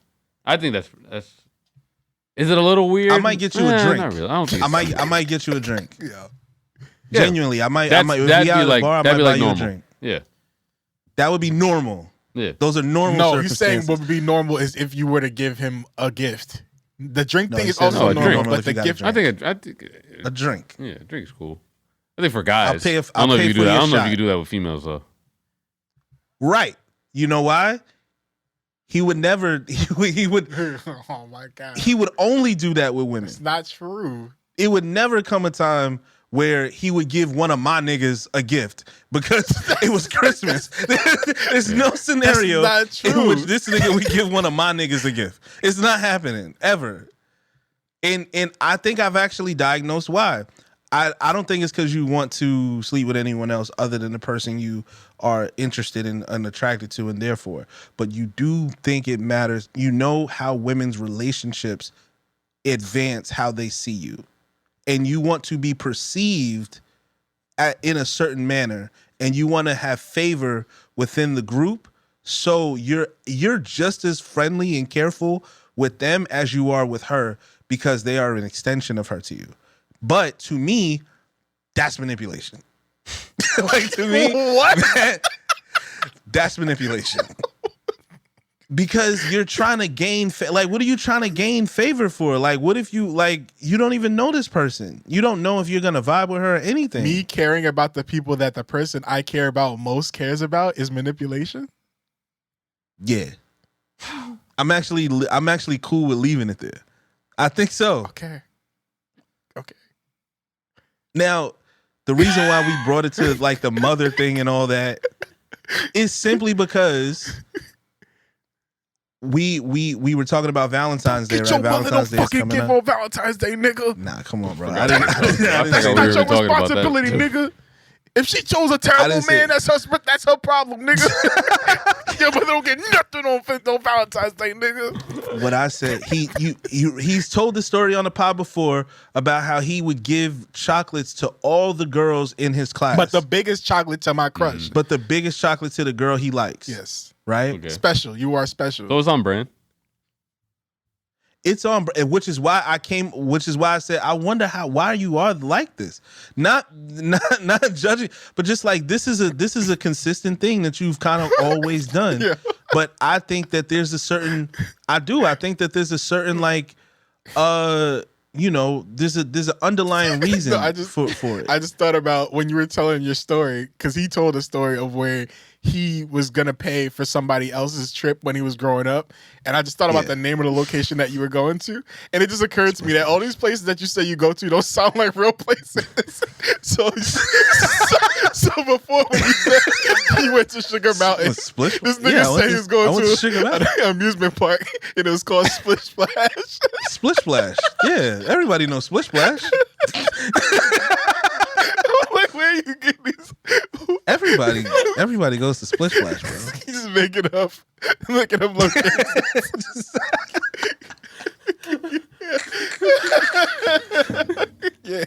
Yeah, man. For my birthday, we going to this country. Yeah, we going to Fruitopia, man. We going to real tropical island shit. You know, like, nigga, what are you talking about? Right next to Sugar Plum Lakes, man. Yeah, right over there. Sugar Plum Lakes. Yeah, man, we got the canoes and shit like that. It's gonna be great, man. Oh man, that's what I thought about. All in all, yeah, my fuck you goes to you, Hot, because I get joy out of bringing. Let him get it. I get joy out of bringing joy to people and the people that I love and the people that they love as well. And I don't think, yes, there is a world where there could be ulterior motives. There is really a Sugar Plum Lake in Georgia. He's going. He's going there too. Yeah. Couple weeks. I'm pulling up. Sugar Plum Lake. Bring bags. You know what I'm saying? Y'all know how I do when I come through. You know what I'm saying? Get all the baddies ready. Yeah. You feel me? Well, hold on. Sugar Plum Lake be going up. Whoa. Nigga, save that for Sugar Mountain. But nah, all in all, yeah, my fucking, I get joy out of bringing joy to the people that I love, Slice, man. Yes, there is a world where ulterior motives do exist, but this wasn't one of those scenarios. Not this world. Yeah, not this time. And had the nerve to tell me that I wouldn't give him a gift if he was around for Christmas, which is not fucking true. I would. If I've seen you for Christmas, he's like, you never got me a gift, nigga. I'm like, like if you was around, I don't see you as much. You still owe me a shirt. Your inner dialogue for me is crazy, bro. It's crazy. I make you sound like Mona. I just don't get it, bro. I don't get it. At some point, I would flip. I would flip, but I haven't done that in a long time, bro. I know. I just get it. But it's just the way that you say things to me. Like, that's how I hear it. Even though you're like, yo, man, why are you the way that you are? Like, it's what's wrong with you, nigga? That's what it sounds like to me. that's how it gets translated. Yeah. And my shout out, who am I shouting out? Who am I giving love to, man? Nobody. Just fuck you, High. That's all I got. I got no shit. I love it for sure. No shout out. Give a shout out to Tori. So yeah, I did it. Yeah, that's true too. Yeah, and shout out again. Yeah, to my man's man. Always been a great fan. And shout out to everybody listening, I guess. But yeah, no real shout outs. Just fuck you, High. I'm a good person. I promise. And I love you, bro. I would give you a gift if I seen you. You know. That's all I got, man. Let's play songs and get the fuck out of here, please. Let's do it. Bet. I got my song up there already. Yeah, man. Wicked Radio. We play songs for y'all. Follow the playlist. It's on Spotify. Fuck Spotify for supporting ICE, but we have the playlist there. We've generated it. We're playing. I got a way to get it off of here too, by the way, at some point. So yeah. There's that. Everything's there. However, we do play songs for y'all for your listening purposes. Just something that we been listening to lately. So Dame, start us off, man. First song of 2026. First song What of you got, 2026 is going to go to an artist I recently just discovered. Hopefully I don't say his name too wrong. It's cihko. Cihko, maybe. Cihko. Cihko. And this is called Oh Yeah. That's not it. Sorry. Way to start it off, T.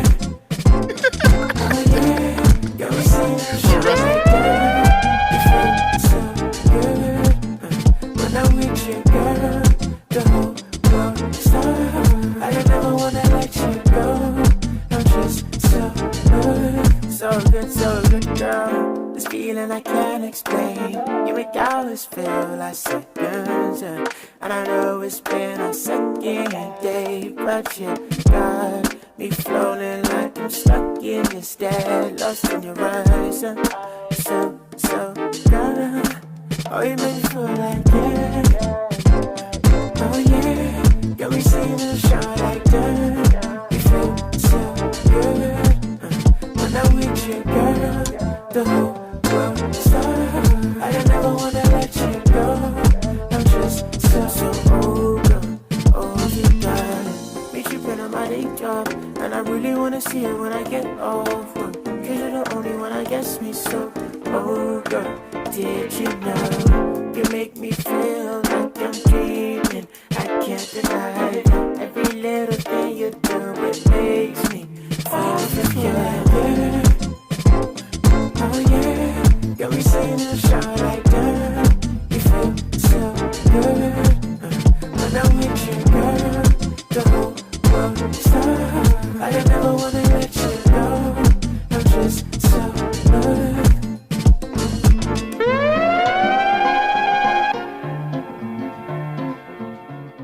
That was Oh Yeah by Cihko, which is how you pronounce his name. Please make your names easier to pronounce. Shout out to him, based out of the UK. I like it, man. Very vibrant sound.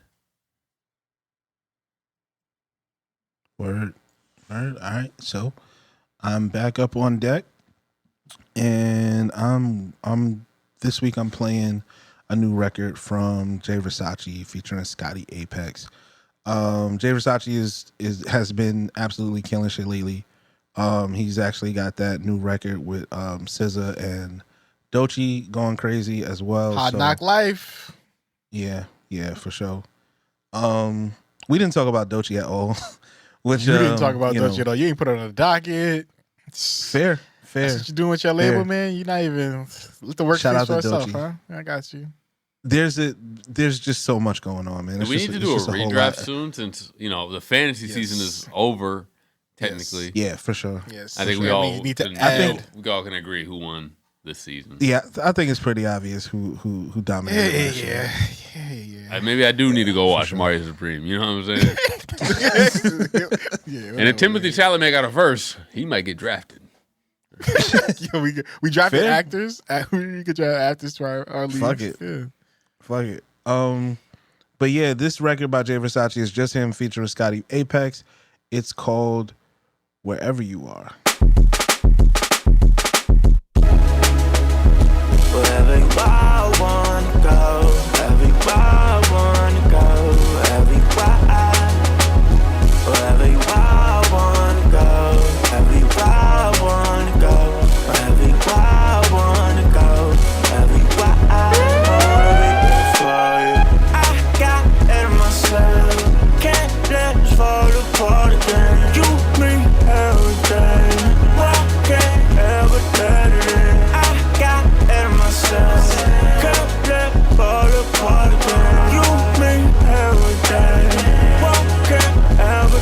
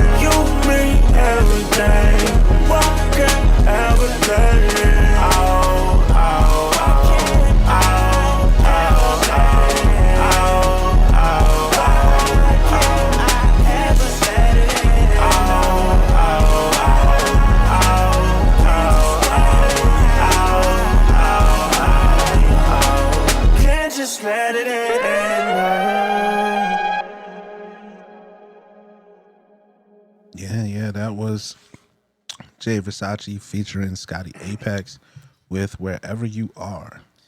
Jay Versace is restoring a feeling in this shit, you know. With I forgot what song they sampled for the SZA Doechii shit. What happened to that boy? Yeah, happened to that boy. Yeah, right. Perfect. You know, listen. Message inside of the message. Yeah, that's some good shit, man. Some good. Fuck Aiden Ross. Yeah, fuck Aiden Ross. Yeah, man, definitely all the time. Before I play my song, I want to give a shout out to one of my artists on my label, Big Sobe, who had her first ever live show in Vegas. You know, big things for her this year. You know, she's off of her label that was like pretty much not letting her release anything, not protecting her when this person was stalking her and putting music and that was popping up on her page. But now she's back at it, dropping stuff on SoundCloud and just re-released most of her stuff back to her Spotify. And it's going to be a big year, man. She has some new tracks coming and I'm really excited to play them later throughout the year. So just big shout out to Sobe. Love her very much. But for now, I'm going to play a song from an artist who was born in Houston, lives in LA right now. This nigga's name is Love Spells. I've been really enjoying this dude because he sounds like fucking one of these Lana Del Rey type people, but he's amazing. Love it. And 20 years old doing this, by the way. But this is called Lovers Only by Love Spells.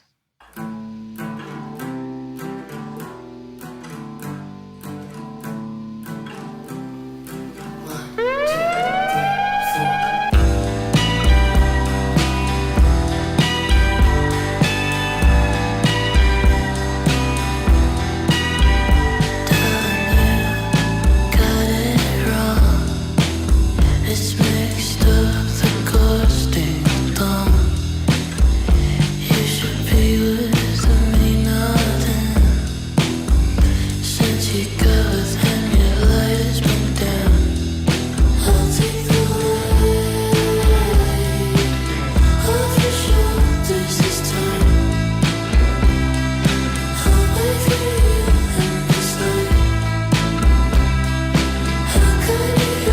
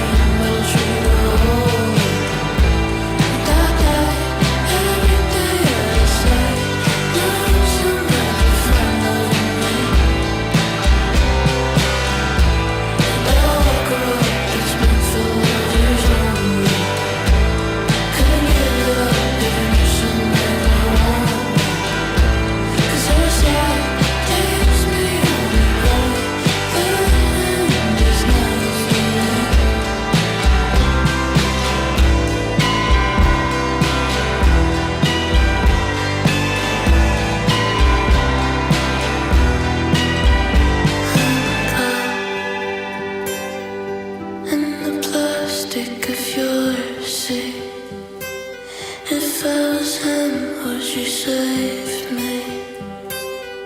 Would you catch and then release?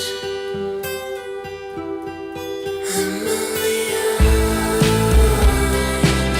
You didn't need me this time. You didn't need me this life. I couldn't stand for your sins.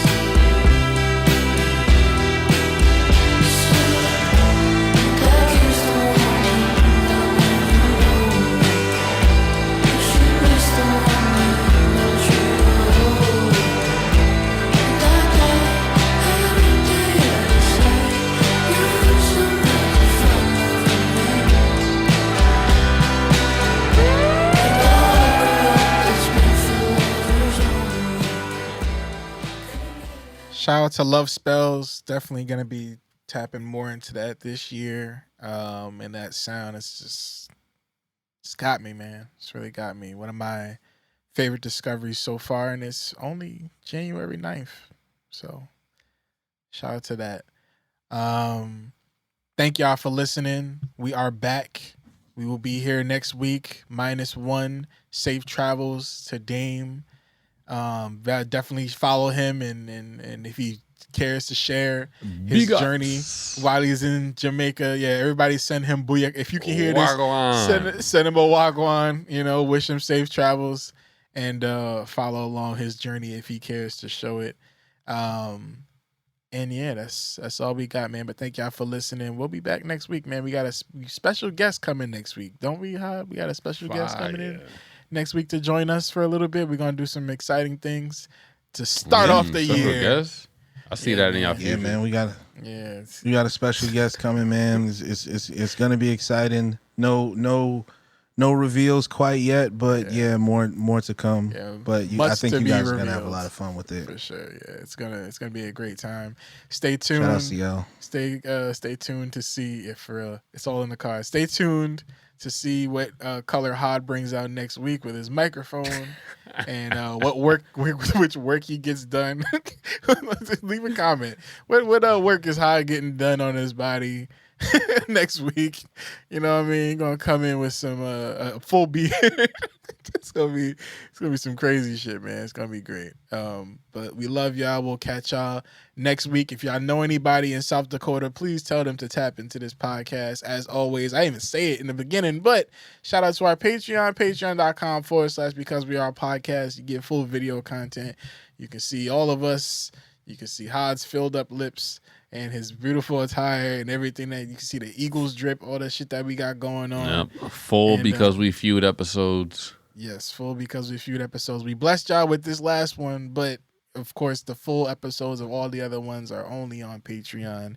And it's because we love y'all, man. And not for nothing, if you don't already have the high tier, you might want to tap in because we're going to be feeding the highest tier people very, very soon with some new content. So please tap in, support us if you just want to see some more stuff, because we have so much stuff to provide for y'all, and that really helps us do it. So shout out to us, shout out to y'all. We'll catch y'all next week. Dame, safe travels. We love y'all. Appreciate y'all. Peace.